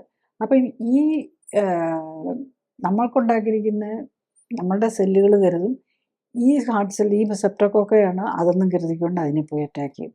അങ്ങനെയാണ് പലപ്പോഴും ഈ നമ്മളുടെ ഈ ഒരു രോഗം വന്നു കഴിഞ്ഞിട്ടോ, ഒരു ഇൻഫെക്ഷനോ വൈറൽ ഇൻഫെക്ഷനോ, നമ്മൾ കോവിഡ് വന്നു കഴിഞ്ഞിട്ടോ അല്ലെങ്കിൽ മറ്റേതെങ്കിലും വൈറൽ ഇൻഫെക്ഷനൊക്കെ വന്നു കഴിഞ്ഞിട്ട് ഈ ഇങ്ങനത്തെ ഓട്ടോ ഇമ്മ്യൂൺ ഡിസീസ് വന്ന പിള്ളേർക്കൊക്കെ ഈ ടൈപ്പ് 1 ഡയബറ്റീസോ അതിൽ പലപ്പോഴും ആർത്രൈറ്റിസിന്, ഇതിനെല്ലാത്തിനും മുമ്പ് ഇങ്ങനെ ഒരു ഹിസ്റ്ററി വരാം. അപ്പോൾ അതുപോലെ ചില അലർജീസ് വന്നു കഴിഞ്ഞാൽ നമ്മളുടെ അലർജൻസ് ബോഡി കയറി കഴിഞ്ഞാലും ഇതുപോലെ വരാം. പിന്നെ പലതരം ടോക്സിൻസ്, ഈവൻ മെഡിക്കേഷൻസ്, പല മരുന്നുകളും ഓട്ടോ ഇമ്മ്യൂൺ കണ്ടിന്യൂസ് ആയിട്ട് കഴിച്ചുകൊണ്ടിരിക്കും. ഈവൻ കുറച്ച് ഷോർട്ട് ടൈം എടുത്തു കഴിയുന്ന പോലും ചിലപ്പോൾ ഓട്ടോ ഇമ്മ്യൂൺ ഡിസീസ് ട്രിഗർ ചെയ്യാനുള്ള പോസിബിലിറ്റി ഉണ്ടെന്നുള്ളതാണ്. അപ്പോൾ അതിന് നമ്മൾ പ്രത്യേകിച്ച് ചില ക്യാൻസർ മെഡിസിൻസ് ഒക്കെ നമ്മൾ ഇൻഡസ്ട്രീഷ്യൽ ഫൈബ്രോസിസിലേക്കൊക്കെ കൊണ്ടുപോകാം. കുറച്ച് നേരം അത് വളരെ ടോക്സിക് ആണല്ലോ അല്ലെങ്കിൽ തന്നെ. അപ്പോൾ ലങ്സിൻ്റെ auto immune disease, interstitial fibrosis, ശ്വാസം വിടാൻ ബുദ്ധിമുട്ടുണ്ടാകും. പിന്നെ വേറൊരു എക്സാമ്പിൾ നമ്മൾ കഴിക്കുന്ന ഭക്ഷണം തന്നെയാണ്. ചിലർക്ക് നമുക്ക് പറ്റാത്ത ഭക്ഷണം കഴിച്ചു കഴിഞ്ഞാൽ അത് തന്നെ നമുക്ക് രോഗം വരുത്താം. അപ്പോൾ അതിന് ഏറ്റവും നല്ല എക്സാമ്പിളാണ് ഗ്ലൂട്ടൻ സെൻസിറ്റിവിറ്റി. അതായത് നമ്മൾ ഈ ഗോതമ്പ്, മൈദ, റവ, ഓട്സ്, ഇതിനകത്തൊക്കെയുള്ള ഗ്ലൂട്ടൻ എന്ന് പറഞ്ഞൊരു പ്രോട്ടീൻ ഉണ്ട്. അത് കഴിക്കുമ്പം നമ്മളുടെ ഇൻറ്റസ്റ്റൈനിൻ്റെ, പ്രത്യേകിച്ച് സ്മോൾ ഇൻറ്റസ്റ്റൈനിലാണ് ഇത് ഏറ്റവും കൂടുതൽ എഫക്റ്റ് ചെയ്യുന്നത്. അതിൻ്റെ നമ്മൾ ഫുഡ് അബ്സോർബ് ചെയ്യാനുള്ള കഴിവൊക്കെ നഷ്ടപ്പെട്ടു പോകും. അപ്പോൾ അതിൻ്റെ ഭാഗമായിട്ട് വരുന്നതാണ് ഗ്ലൂട്ടൻ, ഈ സീലിയക് ഡിസീസ് എന്നൊക്കെ പറയുന്നത്. അതുപോലെ തന്നെ വയറുമായിട്ട് ബന്ധപ്പെട്ട പല രോഗങ്ങൾക്കും ഈ ഗ്ലൂട്ടൻ സെൻസിറ്റിവിറ്റിയും മറ്റ് പല ഫുഡിൻ്റോടുള്ള ഇൻടോളറൻസും കാരണമാകുന്നുണ്ട്. അപ്പോൾ ഇത് നമ്മളുടെ ഗട്ടിനകത്ത് നമ്മൾ ഒത്തിരി ബാക്ടീരിയാസ് ഉണ്ടല്ലോ, അവരാണ് നമ്മളെ ഒരു പ്രൊട്ടക്റ്റ് ചെയ്യുന്നത്. നമ്മുടെ ഇമ്മ്യൂൺ സിസ്റ്റമായിട്ട് ബന്ധപ്പെട്ട് നമ്മളുടെ വയറിനുള്ളിലെ ഈ ഒരു മൈക്രോ ബയോട്ടോം ഉണ്ട്, അവരുമായിട്ടും ബന്ധമുണ്ടെന്നുള്ളതാണ്. അപ്പം നമ്മളിപ്പോൾ ഈ കഴിക്കുന്ന കളറും പ്രിസർവേറ്റീവ്സും ഇങ്ങനെയെല്ലാം ഇട്ട് ഒത്തിരി ആർട്ടിഫിഷ്യൽ കെമിക്കൽസും ഒക്കെ വരുന്നു, ഇവരെ ദോഷം ചെയ്യുന്നുണ്ട്. അപ്പം അതിൻ്റെ ഭാഗമായിട്ട് ഈ ഗട്ട് പെർമിയബിലിറ്റി, അതായത് ലീക്കി ഗട്ട് സിൻഡ്രോം എന്ന് പറയും. അപ്പോൾ ഈ ലീക്ക് അവിടെ നമുക്കിപ്പോൾ സ്കിന്നിലൊരു വിള്ളൽ വന്നു കഴിഞ്ഞാൽ അവിടുന്ന് ഒരു മുറിവ് വരികയല്ലേ, അല്ലെങ്കിൽ ഒരു അൾസർ വന്നു കഴിഞ്ഞ് കഴിഞ്ഞാൽ അതിനകത്തൂടെ ബാക്ടീരിയ കയറിയല്ലേ. ഈ വയറിനകത്ത് ഒത്തിരി ബാക്ടീരിയ ഉണ്ട്. അപ്പം ബാക്ടീരിയ മാത്രമല്ല, ഈ ഭക്ഷണം ഡൈജസ്റ്റ് ചെയ്തുകൊണ്ടിരിക്കുകയല്ലേ. അപ്പോൾ പ്രോപ്പർലി ഡൈജസ്റ്റഡ് അല്ലാത്ത കുറേ കാര്യങ്ങളെല്ലാം അതുപോലെ തന്നെ ഈ ബാക്ടീരിയ വൈറസും ഒക്കെ ഈ ബ്ലഡിൽ കൂടി അകത്തേക്ക് കയറിപ്പോകും. അപ്പോൾ അതൊക്കെ നമുക്ക് ഈ ഓട്ടോഇമ്മ്യൂൺ ഡിസീസിന് കാരണമാകുന്നുണ്ടെന്നാണ് ഇപ്പോൾ നമ്മുടെ ലേറ്റസ്റ്റ് ആയിട്ടുള്ള സ്റ്റഡീസ് പറയുന്നത്. പ്രത്യേകിച്ച് ഈ വയറിനകത്തുണ്ടാകുന്ന അൾസറുകൾ, ലീക്കി ഗട്ട് ഒക്കെ പ്രശ്നം ഉണ്ടാക്കാമെന്നുള്ളതാണ്. പിന്നെ ഈ ഓട്ടോഇമ്മ്യൂൺ ഡിസീസ് എങ്ങനെ ഡയഗ്നോസ് ചെയ്യുന്നുള്ളതാണ്. ഓട്ടോഇമ്മ്യൂൺ ഡിസീസ് നമ്മൾ ഒന്ന് സിംറ്റം വൈസ് ഇപ്പം നമുക്കറിയാം, സോറിയാസിസ്, എക്സീമ, ഇതൊക്കെ നമുക്ക് പുറമേ ഉള്ളതിനൊക്കെ നമുക്ക് അങ്ങനെ അറിയാം.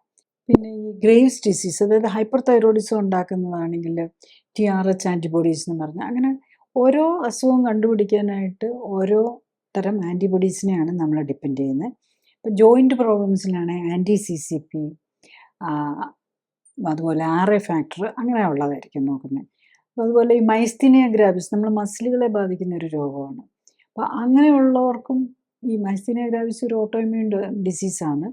അതും ഇങ്ങനെ പ്രോഗ്രസ് ചെയ്തുകൊണ്ടിരിക്കുന്ന, അതിലും ഈ അതിന് ചില ഓട്ടോഇമ്മ്യൂൺ ആൻറ്റിബോഡീസ് അത് നോക്കാൻ പറ്റും. പിന്നെ അതുപോലെ ടൈപ്പ് 1 ഡയബറ്റീസ് ആണെങ്കിൽ അതിനൊരു പാനൽ ഓഫ് ടെസ്റ്റ് ഉണ്ട്, മൾട്ടിപ്പിൾ ടെസ്റ്റുകൾ നോക്കി അപ്പം നമുക്ക് ഇത് നോക്കാൻ മാത്രമല്ല പ്രോഗ്രസ് വിലയിരുത്താനും പറ്റും എന്നുള്ളതാണ്. പിന്നെ നമ്മൾ ഇതെല്ലാം വരുന്നത് നമ്മൾ കഴിക്കുന്ന ഫുഡുമായിട്ടും റിലേറ്റഡ് ആണോ എന്ന് നോക്കണം. അപ്പം നമ്മളിത് നോക്കി ഇപ്പം നമ്മളൊരു ഒരു പേഷ്യൻ്റ് വർക്കൗട്ട് വരുമ്പോഴേക്കും അവർ കഴിക്കുന്ന ഭക്ഷണത്തിൽ ഏതിനോടൊക്കെയാണ് അവർക്ക് റിയാക്ഷൻ വരുന്നതെന്ന് കണ്ടുപിടിക്കണം. അപ്പോൾ അത് IgE മീഡിയേറ്റഡ്, IgG മീഡിയേറ്റഡ്, അങ്ങനത്തെ കുറേ ടെസ്റ്റുകളുണ്ട്. അപ്പോൾ അതും കൂടെ ഒക്കെ നോക്കിയാലാണ് നമുക്ക് ഈ കോംപ്ലിക്കേറ്റഡ് ആയിട്ടുള്ള ഓട്ടോഇമ്മ്യൂൺ ഡിസീസിനെ നമ്മൾ എങ്ങനെ ഇതൊക്കെ ലൈഫ് സ്റ്റൈൽ ഡിസീസാണല്ലോ, എങ്ങനെ മാനേജ് ചെയ്യണമെന്നറിയാൻ ഈ കാര്യങ്ങളൊക്കെ വേണ്ടതാണ്. നെക്സ്റ്റ് നമ്മൾ ഇതിൻ്റെ ട്രീറ്റ്മെൻറ്റ്, നമ്മളൊരു സ്റ്റാൻഡേർഡ് ഇപ്പോൾ കൺവെൻഷണൽ ട്രീറ്റ്മെൻറ്റ് എന്ന് പറഞ്ഞു കഴിഞ്ഞാൽ ഇത് ഇമ്മ്യൂൺ സിസ്റ്റത്തിനാണല്ലോ പ്രശ്നം. അപ്പോൾ നമ്മൾ ഇമ്മ്യൂണോസപ്രസൻസ് ആണ് ഉപയോഗിക്കുന്നത്. അതിനകത്ത് ഏറ്റവും പ്രധാനമായിട്ട് നമ്മൾ വരുന്ന സ്റ്റിറോയിഡ്സ് വരും. പിന്നെ ആൻറ്റി മെറ്റബോളൈറ്റ്, മെത്തട്രെക്സെറ്റ് ഒക്കെ പോലെ, പ്രത്യേകിച്ച് ആർത്രൈറ്റിസ്, സോറിയാസിസ്, ഇതിനെല്ലാം ഉപയോഗിക്കുന്നതാണ്.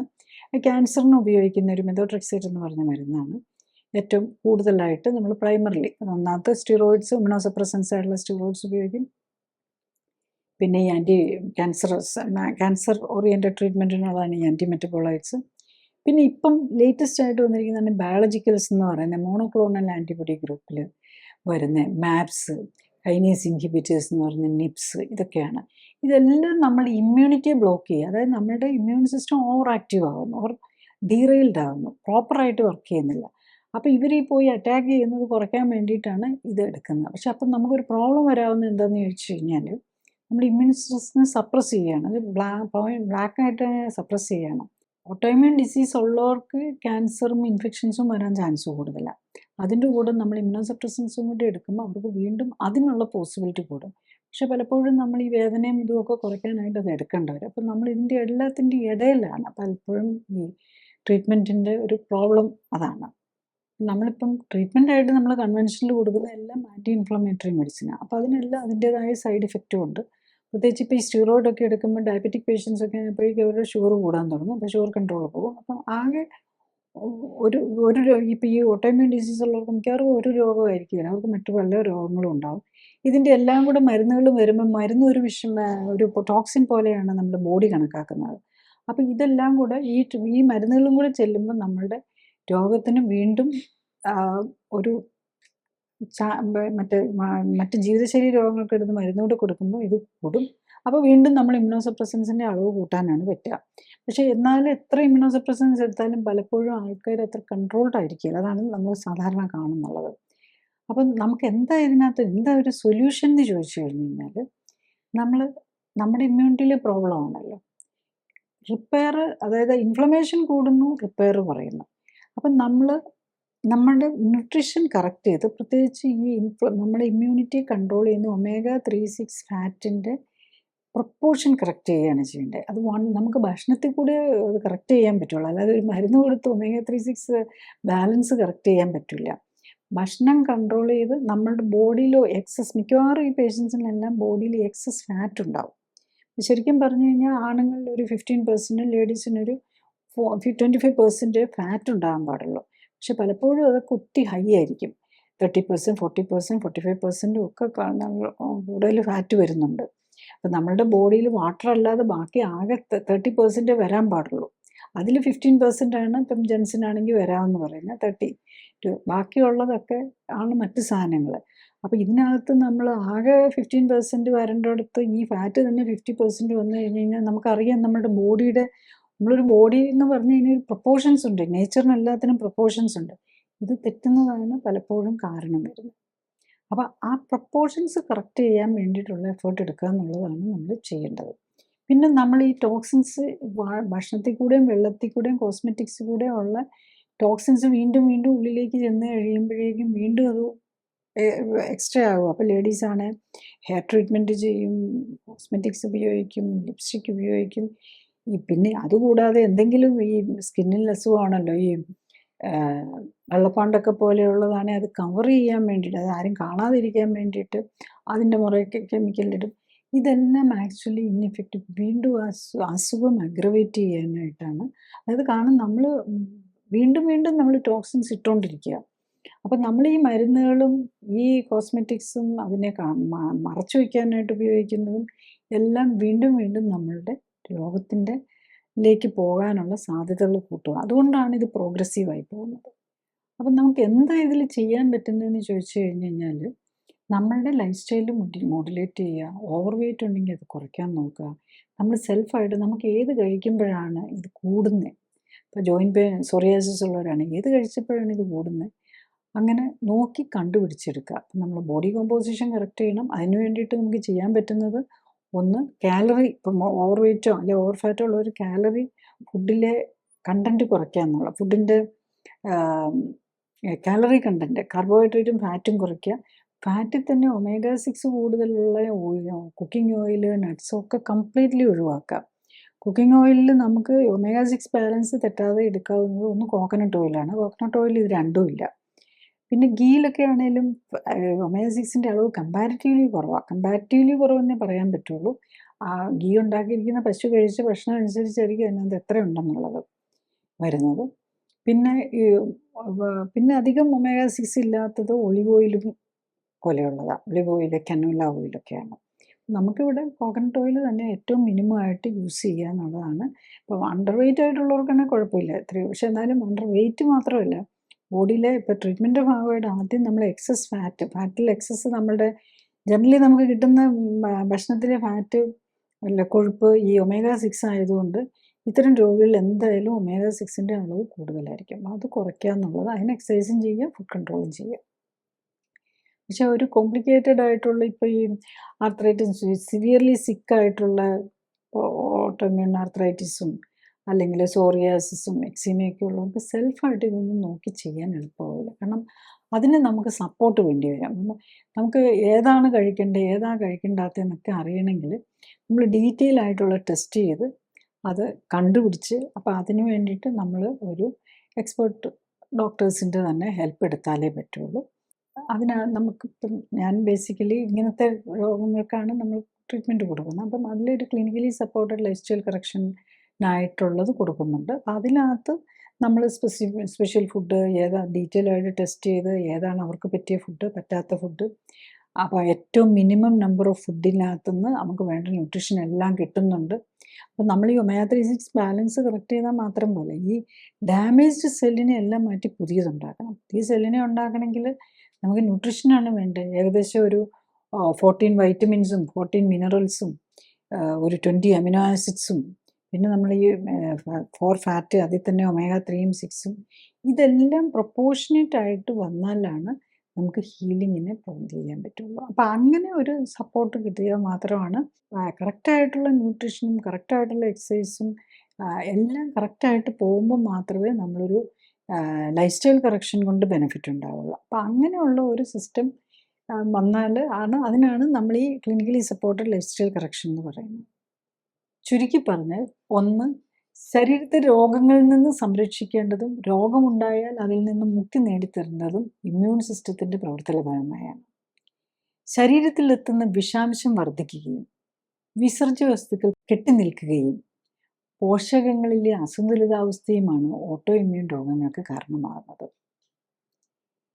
2, ഇതിൽ സ്വന്തം ശരീരകോശങ്ങളെ തിരിച്ചറിയാനുള്ള കഴിവ് ഇമ്മ്യൂൺ സിസ്റ്റത്തിന് നഷ്ടപ്പെടുന്നതിനാൽ അവ സ്വന്തം ശരീരകോശങ്ങളെ ശത്രുവോ ആരോഗ്യമില്ലാത്തവയോ ആണെന്നും അവ നശിപ്പിക്കപ്പെടേണ്ടവയാണ് എന്നും കരുതി നശിപ്പിക്കുവാൻ തുടങ്ങുന്നു. 3, ഏത് ഭാഗത്തെ ഏത് തരം കോശങ്ങളെയാണ് നശിപ്പിക്കുന്നത് എന്നതിനനുസരിച്ച് രോഗലക്ഷണങ്ങൾ വ്യത്യസ്തമായിരിക്കും. ക്ഷീണം, തളർച്ച, നേരിയ പനി, ശരീരവേദന, സന്ധിവേദനകളിൽ വേദന, ചർമ്മത്തിൻ്റെ ചില ഭാഗങ്ങളിൽ ചുവപ്പ് നിറം, ചൊറിഞ്ഞു പൊട്ടുക തുടങ്ങിയാണ് തുടക്കത്തിലെ കാണുന്ന ലക്ഷണങ്ങൾ. രോഗം കൂടി വരുന്നതിനനുസരിച്ച് രോഗലക്ഷണങ്ങളും കൂടി വരും. 4, ഓട്ടോ ഇമ്മ്യൂൺ രോഗങ്ങളുടെ ചികിത്സയ്ക്കായി ഉപയോഗിക്കുന്ന മരുന്നുകൾ ഇമ്മ്യൂണിറ്റിയെ മരവിപ്പിക്കുകയാണ് ചെയ്യുന്നത്. വേദന സംഹാരികൾ, സ്റ്റീറോയിഡ് മരുന്നുകൾ, ക്യാൻസർ ചികിത്സയിൽ ഉപയോഗിക്കുന്ന ചില മരുന്നുകൾ, അവയവ മാറ്റിവയ്ക്കൽ ശസ്ത്രക്രിയകൾക്ക് ശേഷം ഉപയോഗിക്കാറുള്ള ശക്തി കൂടിയ ഇമ്മ്യൂണിറ്റിയെ മരവിപ്പിക്കുന്ന മരുന്നുകൾ തുടങ്ങിയവയൊക്കെ വേദനകളും അസ്വസ്ഥതകളും കുറയ്ക്കാനേ ഉപയോഗിക്കേണ്ടി വരാം. 5, ഓട്ടോ ഇമ്മ്യൂൺ രോഗം ഉള്ളവർക്ക് കൂടുതൽ ഓട്ടോ ഇമ്മ്യൂൺ രോഗങ്ങൾ വരാനുള്ള സാധ്യതയും ക്യാൻസർ വരാനുള്ള സാധ്യതയും കൂടുതലാണ് എന്നതാണ് മറ്റൊരു കാര്യം. വെളുത്ത രക്താണുക്കളെ ബാധിക്കുന്ന ബ്ലഡ് ക്യാൻസറും ഓട്ടോ ഇമ്മ്യൂൺ രോഗബാധയുള്ള ശരീരഭാഗത്തെയും ആണ് ക്യാൻസർ ബാധിക്കാൻ സാധ്യത കൂടുതൽ. കൂടാതെ രക്താണുക്കളുടെ പ്രൊഡക്ഷൻ കുറയുന്ന പാൻസൈറ്റോപീനിയ എന്ന അവസ്ഥയും ഉണ്ടാകും. 6, ഇമ്മ്യൂണിറ്റിയിൽ പരസ്പരം മത്സരിക്കുന്ന 2 വിഭാഗങ്ങളാണ് ഉള്ളത്. ഒന്ന് പ്രതിരോധം അഥവാ ഇൻഫ്ലമേഷൻ, 2 ഹീലിംഗ് അഥവാ ആൻറ്റി ഇൻഫ്ലമേഷൻ. ഇൻഫ്ലമേഷനെ നിയന്ത്രിക്കുന്നത് omega-6 വിഭാഗത്തിൽപ്പെട്ട കൊഴുപ്പും ഹീലിങ്ങിനെ നിയന്ത്രിക്കുന്നത് omega-3 വിഭാഗത്തിൽപ്പെട്ട കൊഴുപ്പുമാണ്. omega-3യും 6ഉം 1:1 എന്ന അനുപാതത്തിൽ ആയിരിക്കുമ്പോഴാണ് ഇമ്മ്യൂൺ സിസ്റ്റത്തിന് ഉത്തമമായി പ്രവർത്തിക്കാനാകുന്നത്. 7, ഇന്നത്തെ ഭക്ഷണക്രമത്തിൽ omega-6 വളരെ അധികവും omega-3 തീരെ കുറവുമാണ്. വായുമലിനീകരണം, ജലമലിനീകരണം, ഭക്ഷണത്തിലും കോസ്മെറ്റിക്സിലും അടങ്ങിയ കെമിക്കലുകൾ, മരുന്നുകളുടെ അമിത ഉപയോഗം തുടങ്ങിയവയാണ് ഇമ്മ്യൂണിറ്റിയിലെ താളപ്പിഴകൾക്കും ഓട്ടോ ഇമ്മ്യൂൺ രോഗങ്ങൾക്കും കാരണം. 8, അടുത്തതായി ഇത്തരം രോഗങ്ങളിൽ നിന്ന് രക്ഷപ്പെടാൻ എന്ത് ചെയ്യാനാകും എന്നതാണ്. ഓട്ടോ ഇമ്മ്യൂൺ വിഭാഗത്തിൽപ്പെട്ട ഏത് രോഗമാണെങ്കിലും അതിൽ നിന്നും രക്ഷപ്പെടാൻ ചെയ്യേണ്ടത് 1, വായു, വെള്ളം, ഭക്ഷണം, ലേപനങ്ങൾ തുടങ്ങിയവയിലൂടെ ശരീരത്തിലെത്തുന്ന വിഷാംശം കുറയ്ക്കാനും ശരീരത്തിൽ അടിഞ്ഞ് അമിത കൊഴുപ്പും വിഷാംശവും മാറ്റാനും കഴിയണം. 2, ശരീരത്തിന് ചേരാത്ത ഭക്ഷ്യവസ്തുക്കൾ ഏതൊക്കെയെന്ന് കണ്ടെത്തി ഒഴിവാക്കാൻ കഴിയണം. 3, ശരീരത്തിലെ രോഗാതുരമായ കോശങ്ങളെ മാറ്റി പുതിയ കോശങ്ങളെ ഉണ്ടാക്കാനുള്ള പോഷകങ്ങൾ ശരീരത്തിന് ലഭിക്കുന്നു എന്നുറപ്പാക്കാൻ കഴിയണം. 4, ഇമ്മ്യൂണിറ്റിയെ നിയന്ത്രിക്കുന്ന omega-3 ഫാറ്റിൻ്റെയും omega-6 ഫാറ്റിൻ്റെയും അനുപാതം ഭക്ഷണത്തിലും ശരീരത്തിൽ സംഭരിക്കപ്പെട്ടിരിക്കുന്ന കൊഴുപ്പിലും ഉത്തമമാക്കാൻ കഴിയണം. എങ്കിൽ മാത്രമേ ഇമ്മ്യൂണിറ്റിയിലെ ഇൻഫ്ലമേഷനും ഹീലിംഗ് പ്രവർത്തനങ്ങളും സമതുലിതാവസ്ഥയിൽ എത്തിക്കാനും ഇമ്മ്യൂൺ കോശങ്ങളുടെ ആരോഗ്യം വീണ്ടെടുക്കാനും നശിപ്പിക്കപ്പെട്ട കോശങ്ങളെ പുനർനിർമ്മിച്ച് ആരോഗ്യം വീണ്ടെടുക്കാനും ഓട്ടോ ഇമ്മ്യൂൺ രോഗങ്ങളിൽ നിന്ന് മോചനം നേടാനും കഴിയും. ഞാനീ പറഞ്ഞ കാര്യങ്ങൾ ശ്രദ്ധിച്ചു കേൾക്കാനും മനസ്സിലാക്കാനും കഴിഞ്ഞാൽ ഇത്തരം ജീവിതശൈലി രോഗങ്ങളുടെ കാരണം മനസ്സിലാക്കി അവയെ പ്രതിരോധിക്കാനും ഒരിക്കൽ വന്നാൽ നേരത്തെ കണ്ടെത്താനും ജീവിതശൈലിയിൽ വേണ്ട മാറ്റങ്ങൾ വരുത്തി അതിൽ നിന്ന് മോചനം നേടാനും സഹായകമാകും. മരുന്നോ ഓപ്പറേഷനോ കൊണ്ട് ഇത്തരം ജീവിതശൈലി രോഗങ്ങൾ മാറ്റാനാകില്ല. കാരണം മരുന്നിൻ്റെയോ ഓപ്പറേഷൻ്റെയോ കുറവ് കൊണ്ടല്ല ഇത്തരം രോഗങ്ങൾ ഉണ്ടാകുന്നത്, മറിച്ച് ജീവിതശൈലിയിലെ അപാകതകൾ കൊണ്ടാണ്. അതിന് ജീവിതശൈലി ക്രമീകരിക്കുന്നതിലൂടെ മാത്രമേ ഇത്തരം ജീവിതശൈലി രോഗങ്ങളെ പ്രതിരോധിക്കാനും ഒരിക്കൽ വന്നാൽ അതിൽ നിന്ന് മോചനം നേടാനും സാധിക്കും. അടുത്തത് ആരോഗ്യകാര്യങ്ങളെക്കുറിച്ച് സംസാരിക്കുന്ന വ്യക്തിയുടെ ശാസ്ത്രചരിത്രം വിലയിരുത്തേണ്ടതുണ്ട് എന്നതാണ്. ഞാൻ ഡോക്ടർ ജോളി തോംസൺ, 1981 ബാച്ചിൽ കോട്ടയം മെഡിക്കൽ കോളേജിൽ നിന്നും MBBS തുടർന്ന് തിരുവനന്തപുരം മെഡിക്കൽ കോളേജിൽ നിന്നും MDയും റീപ്രൊഡക്റ്റീവ് മെഡിസിനിലും സർജറിയിലും സ്പെഷ്യൽ ട്രെയിനിങ്ങുകൾക്ക് ശേഷം ഗവൺമെൻറ് സർവീസിൽ ചേർന്നു. 97-ൽ റിസൈൻ ചെയ്ത ശേഷം എറണാകുളത്ത് തേവരയിൽ ലൈഫ് കെയർ സെൻ്ററിൽ മരുന്നുകളും ശസ്ത്രക്രിയകളും ഒഴിവാക്കി ക്ലിനിക്കൽ സപ്പോർട്ടോടെയുള്ള ജീവിതശൈലി ക്രമീകരണത്തിലൂടെ ജീവിതശൈലിയുമായി ബന്ധപ്പെട്ട രോഗങ്ങൾ തടയുന്നതിനും ചികിത്സിച്ച് മാറ്റുന്നതിനും ഊന്നൽ നൽകുന്നു. മോഡേൺ മെഡിസിനിൽ ഉപയോഗിക്കുന്ന മരുന്നുകളും ഓപ്പറേഷനും ഫിസിയോതെറാപ്പിയും ഇമ്മ്യൂണിറ്റിയെ എങ്ങനെ സ്വാധീനിക്കുന്നു എന്നതിനെക്കുറിച്ച് പഠനങ്ങൾ നടത്തി. ഈ പഠനങ്ങളുടെ വെളിച്ചത്തിൽ ഇമ്മ്യൂണിറ്റിയെ ഉത്തേജിപ്പിക്കാനുള്ള പോഷക മിശ്രിതങ്ങളും ഓക്സിഫ്ലെക്സ് എന്ന പ്രത്യേക വ്യായാമ രീതിയും ഡെവലപ്പ് ചെയ്തു.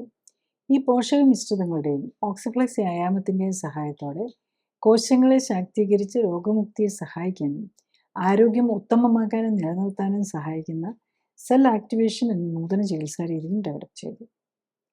അടുത്തതായി എന്താണ് ക്ലിനിക്കലി സൂപ്പർവൈസ്ഡ് ആൻഡ് സപ്പോർട്ടഡ് ജീവിതശൈലി ക്രമീകരണം എന്നതാണ്. ക്ലിനിക്കലി സൂപ്പർവൈസ്ഡ് ജീവിതശൈലി ക്രമീകരണത്തിൽ ശരീരഘടനയും ശരീരത്തിലെ കൊഴുപ്പിൻ്റെ അളവും കണ്ടെത്തുകയും ഒപ്പം തന്നെ ഉത്തമ ശരീരഘടന എന്തായിരിക്കണം എന്ന് കണ്ടെത്തുകയുമാണ് ആദ്യഘട്ടം.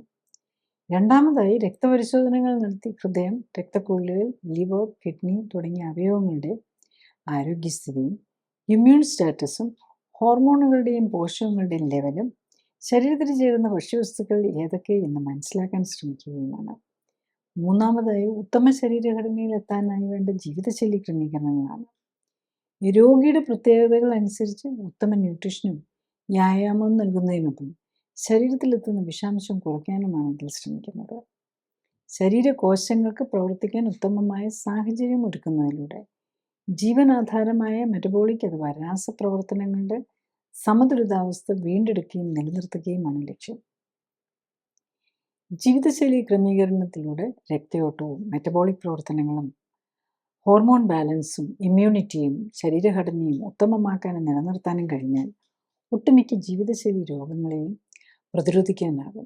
മാത്രമല്ല വർഷങ്ങളായി മരുന്ന് കഴിക്കുന്നവർക്ക് പോലും രോഗം മൂർച്ഛിച്ച് അവയവങ്ങൾ തീരെ നശിക്കുന്നതിന് മുൻപെങ്കിലും കേടായ ശരീരകോശങ്ങളുടെ പുനർനിർമ്മിതിക്ക് ആവശ്യമായ പോഷകങ്ങൾ നൽകാനും വിഷാംശം ശരീരത്തിലെത്തുന്നത് തടയാനും ശരീരകോശങ്ങളെയെല്ലാം ഉത്തേജിപ്പിക്കാൻ ഉതകുന്ന വ്യായാമത്തിലൂടെ എല്ലാ ശരീരകോശങ്ങൾക്കും വേണ്ട രക്തയോട്ടം ലഭിക്കുന്നു എന്ന് ഉറപ്പാക്കാനും വേണ്ട ജീവിതശൈലി ക്രമീകരണത്തിന് തയ്യാറായാൽ പ്രമേഹവും പ്രഷറും ഹൃദ്രോഗവും അലർജിയും ആസ്മയും ആർത്രൈറ്റിസും ക്യാൻസറും പോലുള്ള ഒട്ടുമിക്ക ജീവിതശൈലി രോഗങ്ങളിൽ നിന്നും അവയ്ക്കായി കഴിക്കുന്ന മരുന്നുകളിൽ നിന്നും വേണ്ടിവരാവുന്ന ഓപ്പറേഷനുകളിൽ നിന്നും ഒക്കെ മോചനം നേടാനും കഴിയുന്നതേ ഉള്ളൂ.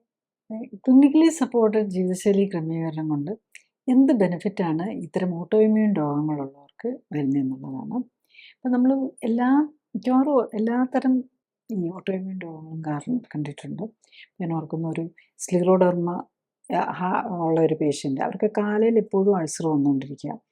അവർ ഓൾറെഡി ഹാർട്ടിന് വേണ്ടിയിട്ട് ബൈപ്പാസ് 40 അറൗണ്ട് 40 ഇയേഴ്സേ ഉള്ളൂ. അപ്പം ബൈപ്പാസ് സർജറി ചെയ്തതാണ്. അത് കഴിഞ്ഞ് ഡയബറ്റീസിനും ഹൈപ്പർ ടെൻഷനും അതൊക്കെ കുറേ മരുന്നും കഴിക്കുന്നുണ്ട്. അപ്പോൾ ഇവരൊക്കെ ആണെങ്കിൽ ശരിക്കും പറഞ്ഞു കഴിഞ്ഞാൽ ഈ കുട്ടി എന്ന് പറഞ്ഞാൽ ദിസ് ലേഡി ഒരു 1 മന്ത് ആയപ്പോഴേക്കും തന്നെ നമുക്ക് എല്ലാ ഹാർട്ടിന് വേണ്ടി ബൈപ്പാസ് ചെയ്ത പേഷ്യൻ്റാണ്.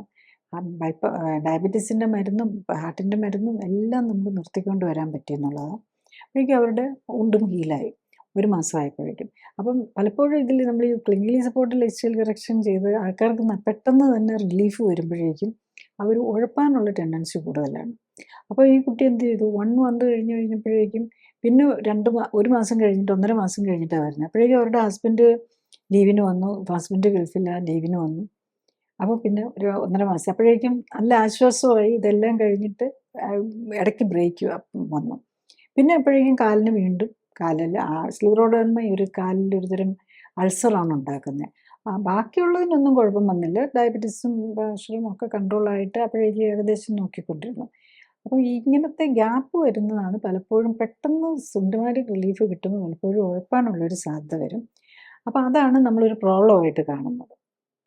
ഇവരുടെ അത് കഴിഞ്ഞ് വീണ്ടും വന്ന് അവർക്ക് മെയിൻറ്റെയിൻ ചെയ്ത് പോകും. ഇടയ്ക്ക് ലൈഫ് സ്റ്റൈൽ തെറ്റുമ്പോൾ എന്തെങ്കിലും ചെറുതായിട്ട് വരുമ്പോൾ തന്നെ മാനേജ് ചെയ്ത് പോകാൻ പറ്റുന്നു എന്നുള്ളത്. അപ്പം ഏറ്റവും ബെനിഫിറ്റ് എന്തായിരുന്നു എന്ന് ചോദിച്ചാൽ ഇവർക്ക് ഈ സ്ക്ലിറോഡെർമ മാത്രമല്ലല്ലോ, പിന്നെ ഏത് അവയവത്തെ വേണമെങ്കിലും ഇത് ബാധിക്കുകയും ചെയ്യാം. അപ്പോൾ അതിൻ്റെ ഈ കൊളാജൻ വാസ്കുലർ ഡിസീസ് എന്ന് പറയും, അതിൻ്റെ ഭാഗമായിട്ടാണ് കുട്ടിക്ക് ഹാർട്ടിനും പ്രോബ്ലം വന്ന് ബൈപ്പാസും ചെയ്യേണ്ടത്. ഈ മരുന്നുകളെല്ലാം ഒഴിവാക്കി, ഹാർട്ടിൻ്റെയും ഡയബറ്റീസിൻ്റെയും ഒക്കെ മരുന്ന് ഒഴിവാക്കി, BP-യുടെയും ഒക്കെ മരുന്ന് ഒഴിവാക്കി, ഒപ്പം തന്നെ നമുക്ക് ഈ സ്ക്ലിറോഡെർമയ്ക്കും ഈ സ്കിൻ പ്രോബ്ലംസിനും ആശ്വാസം കിട്ടുന്നുണ്ടോ എന്നുള്ളതാണ് ഇതിനകത്ത് കാണിക്കുന്നത്. അപ്പം അതുപോലെ നമ്മൾ ആർത്രൈറ്റിസ്, പലപ്പോഴും ജോയിൻറ്റ് പ്രോബ്ലംസ് ഉള്ളവർ, പിന്നെ സ്കിൻ ഡിസീസസ്, എക്സീമ, ഇപ്പം നമ്മൾ ഈ ട്രീറ്റ്മെൻറ്റിൽ നമ്മൾ ഏത് സ്കിൻ ഡിസീസും, മിക്കവാറും സ്കിൻ ഡിസീസൊക്കെ ഇൻഫെക്ഷൻ അല്ലെങ്കിൽ അല്ലാത്തതെല്ലാം തന്നെ ഓട്ടോഇമ്യൂൺ ഗ്രൂപ്പിലായിരിക്കും വരുന്നത്. അപ്പം ഏത് രോഗമാണ് എന്നുള്ള ഡയഗ്നോസിന് പോലും അത്ര ഇമ്പോർട്ടൻസ് വരുന്നില്ല. ആകെ ഇമ്പോർട്ടൻസ് വരുന്നത് രോഗി പറയുന്ന പോലെ ചെയ്യാൻ വില്ലിങ് ആയിരിക്കും എന്നുള്ളതാണ്. അതായത് ലൈഫ് സ്റ്റൈൽ കറക്റ്റ് ചെയ്യാനും, എക്സസൈസ്, ബേസിക്കലി ഫുഡ് കൺട്രോൾ ചെയ്യാനും, എക്സസൈസ് ചെയ്യാനും, നമ്മുടെ ബോഡിയെ കറക്റ്റ് ചെയ്യാനും ഉള്ള വില്ലിങ്നെസ് ഉണ്ടാകണം. അതാണ് ഇതിനകത്ത് വേണ്ടി വരുന്നത്. ഞാനൊരു ഫ്യൂ പേഷ്യൻ്റ് എക്സാമ്പിൾസ് തന്നെ പറയാം. ഇതൊരു 22 ഇയർ ഓൾഡ് ലേഡിയാണ്. അപ്പോൾ അവർക്ക് ഓൾറെഡി 22 ഇയറേ ഉള്ളൂ, അപ്പോഴേക്കും 2 കുട്ടികളുമായി. ഇളയ കുഞ്ഞിന് 5 മാസം ഇതായിട്ടുള്ളൂ. അപ്പം അവർ ആക്ച്വലി 164 സെൻറ്റിമീറ്ററും 76 കിലോയും തൂക്കമുണ്ട്. അപ്പോൾ ഇവർക്ക് ജോയിൻറ്റ് പെയിനൊക്കെ ആയി പ്രോബ്ലം ആയപ്പം അവർ നോക്കിയപ്പം SLE എന്ന് പറഞ്ഞ് ഡിസീസാന്ന് പറഞ്ഞു. അപ്പോൾ കുഞ്ഞിന് പാല് കൊടുത്തുകൊണ്ടിരിക്കുകയാണ്. അപ്പോൾ അവർക്ക് തീരെ മേലെ മൊത്തത്തിൽ ജോയിൻറ്റ് പെയിൻ എല്ലാമാണ്. ഈ AN എന്ന് പറഞ്ഞ ഒരു ഓട്ടോഇമ്യൂൺ ആൻറ്റിബോഡീസ് പോസിറ്റീവാണ്. അതുകൊണ്ട് അവരോട് ഈ റുമറ്റോളജിസ്റ്റാണ് ഇങ്ങനത്തെ അസുഖങ്ങളൊക്കെ ചികിത്സിക്കുന്നത്. ഒരു മേജർ ഹോസ്പിറ്റലിലെ റുമറ്റോളജിസ്റ്റ് അവരോട് ബ്രസ്റ്റ് ഫീഡിങ് നിർത്തിയിട്ട് കൂടുതൽ ട്രീറ്റ്മെൻറ്റിനായിട്ട് ചെല്ലാൻ പറഞ്ഞിരിക്കുക. അപ്പോഴും സ്റ്റിറോയിഡ്സും അങ്ങനെ കുറേ മരുന്നുകൾ ഓൾറെഡി കൊടുത്തിട്ടുണ്ട്. എന്നിട്ടും സിംറ്റമാറ്റിക് റിലീഫ് ഇല്ല. അതുകൊണ്ടാണ് അവരോട് കൂടുതൽ ട്രീറ്റ്മെൻറ്റിനായിട്ട് മറ്റേ ബ്രസ്റ്റ് ഫീഡിങ്, കാരണം കുറച്ച് ഇപ്പം തന്നെ ആ സമയത്ത് തന്നെ അവർ ഹൈഡ്രോക്സിക് ക്ലോറോക്വിൻ കഴിക്കുന്നുണ്ട്, മറ്റ് പ്രെഡ്നിസലോൺ കഴിക്കുന്നുണ്ട്, പിന്നെ ഒരു ഇഞ്ചക്ഷൻ എടുക്കുന്നുണ്ട്. അതിന് വേണ്ടിയിട്ട് മന്ത്ലി ഉള്ള ഒരു ഇഞ്ചക്ഷനും ഒക്കെ കൊടുത്തിട്ടുണ്ട്. ട്രയാംസിലോൺ എന്നുള്ളൊരു ഇഞ്ചക്ഷനാണ് എടുത്തിരുന്നത്. അപ്പം ഇതൊക്കെ ആയിട്ടും സിംറ്റംസ് മാറാത്തതുകൊണ്ടും ബുദ്ധിമുട്ടുകൾ മാറാത്തതുകൊണ്ടുമാണ് ചെല്ലാൻ പറഞ്ഞത്. ഈ പേഷ്യൻ്റ് ശരിക്കും പറഞ്ഞു കഴിഞ്ഞാൽ നമ്മൾ പല ബ്ലഡ് ടെസ്റ്റിലൊക്കെ പലതും ഇതുണ്ട്. ഇൻഫ്ലമേറ്ററി മാർക്കേഴ്സൊക്കെ ഒത്തിരി കൂടുതലാണ്, AN കൂടുതലാണ്, അങ്ങനെ ഇതൊക്കെ ഉണ്ട്. അപ്പം ഇവരുടെയാണ് ട്രീറ്റ്മെൻറ്റ് തുടങ്ങി 1 മാസം ആയപ്പോഴേക്കും ഓൾമോസ്റ്റ് സിംറ്റമാറ്റിക്കലി കംപ്ലീറ്റ് ഫ്രീ ആയി. ഈ മരുന്നുകളെല്ലാം നിർത്താനും പറ്റിയെന്നുള്ളതാണ്. അത് കഴിഞ്ഞപ്പോഴേക്കും പിന്നെ ആക്ച്വലി അവരുടെ ഒരു 90 ഡേയ്സ് ആയപ്പോഴേക്കും അവർ വെയിറ്റ് ഒരു 60 57 കൊണ്ടുവരാൻ പറ്റിയെന്നുള്ളതാണ്. ശരിക്കും പറഞ്ഞാൽ 90 ഡേയ്സ് അവർ കംപ്ലീറ്റ് ചെയ്ത് ശരിക്കും 150 ഡേയ്സും ഉണ്ടാകും. ഇതിനിടയിലെല്ലാം ഗ്യാപ്പ് എടുക്കും. അപ്പം എന്തെങ്കിലും ടൂറ് പോവുക, അപ്പം എല്ലാം തെറ്റിക്കും. അപ്പം അതാണ് ഒരു പ്രോബ്ലം. എന്താണെന്ന് ചോദിച്ചാൽ പലരും അതങ്ങ് സ്റ്റിക്ക് ചെയ്യാതെ സിംറ്റമാറ്റിക് റിലീഫ് വന്നു കഴിയുമ്പോഴേക്കും അവർ ഉഴപ്പാനുള്ള ഒരു ടെൻഡൻസി കാണിക്കും. അതാണ് നമ്മൾ ഇതിനകത്ത് കാണുന്ന ഒരു ബുദ്ധിമുട്ട്. അപ്പം NA പോസിറ്റീവ് അല്ലെങ്കിൽ നമ്മളിത് ലൈഫ് ലോങ് ഇതും കൊണ്ട് നടത്തേണ്ട. SLE എന്ന് പറഞ്ഞാൽ പിന്നെ ഒരിക്കലും പോകുന്നില്ല. എന്നും സ്റ്റിറോയിഡ്സും ഇങ്ങനത്തെ എടുക്കേണ്ടത്.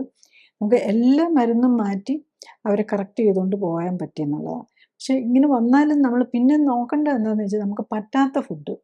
അപ്പോൾ ഇവർക്ക് കുറേ ഫുഡുകളിലോട് അലർജിയുണ്ട്. ഈ ഗ്ലൂട്ടൻ അങ്ങനത്തെ ഉള്ളത്. അപ്പം ചിലർക്ക് നമ്മൾ റൈസ് പോലും കാണാം ഇവരുടെ ഏതാണെന്ന് ഞാനിപ്പം നോക്കുന്നില്ല, കാരണം അതെല്ലാം കൂടെ നോക്കിക്കഴിഞ്ഞ് കഴിഞ്ഞാൽ നമ്മൾ പ്രൊലോങ് ചെയ്ത് പോകുന്നുണ്ട്. അപ്പം അങ്ങനത്തെ നമുക്ക് പറ്റാത്ത ഫുഡുകൾ ഒഴിവാക്കുക, ഇങ്ങനെ കെമിക്കൽസും കോസ്മെറ്റിക്സും ഒക്കെ മാക്സിമം റിഡ്യൂസ് ചെയ്യാനായിട്ട് നോക്കുക എന്നുള്ളതാണ് ഇങ്ങനത്തെ പേഷ്യൻസ് നോക്കേണ്ടത്. ഇതിപ്പം നമ്മൾ SLE ആണ്. ഞാൻ വേറൊരു പേഷ്യൻറ്റിൻ്റെ പറയാം. ഇദ്ദേഹത്തിനാണെങ്കിൽ ആർത്രൈറ്റിസ് ആണ്, ഒപ്പം സോറിയാസിസും ഉണ്ട്. അപ്പോൾ സൊറിയാറ്റിക് ആർത്രൈറ്റിസാണ്, ജോയിൻസിനെ അഫക്റ്റ് ചെയ്തിട്ടുണ്ട്, അതുപോലെ സ്കിന്നിനെ അഫക്റ്റ് ചെയ്തിട്ടുണ്ട്. അപ്പോൾ സിവിയർ സ്കിൻ ലീഷൻസും ഉണ്ട്. അതിൻ്റെ കൂടെ നമ്മൾ ഈവൻ ജോയിൻ്റൊക്കെ ഡാമേജ്ഡായി നമ്മളുടെ ഫ്ലെക്സിബിലിറ്റി എല്ലാം പോയിരിക്കുകയാണ്. അദ്ദേഹത്തിൻ്റെ ശരിക്കും ജോയിൻറ്റ് ഫ്ലെക്സിബിലിറ്റി പോയതൊക്കെ ആണെങ്കിലും കുറേയൊക്കെ തിരിച്ചു കൊണ്ടുവരാൻ പറ്റും. ഈ ചില ജോയിൻ്റൊക്കെ അങ്ങോട്ടും ഇങ്ങോട്ടും ഇപ്പോൾ ചിലർക്കൊക്കെ ഇങ്ങനെ കൈ ഇങ്ങനെ വെക്കാൻ പറ്റാത്ത ഒരു നിലയിലേക്ക് വരും. അവിടെ ഇവിടെ എല്ലാം കൈ കൂപ്പാൻ കഴിക്കുമ്പോൾ ശരിക്ക് കൂപ്പാൻ പറ്റില്ല, ആ നിലയിലേക്ക് വരും. അതുപോലെ കാലിനുമൊക്കെ വരും. ഇദ്ദേഹത്തിൻ്റെ രണ്ടിനും ഒരു മാസമായപ്പോഴേക്കും മറ്റേ സ്കിൻ ഡിസീസസ് എല്ലാം കംപ്ലീറ്റ് പോയി എന്നുള്ളതാണ്.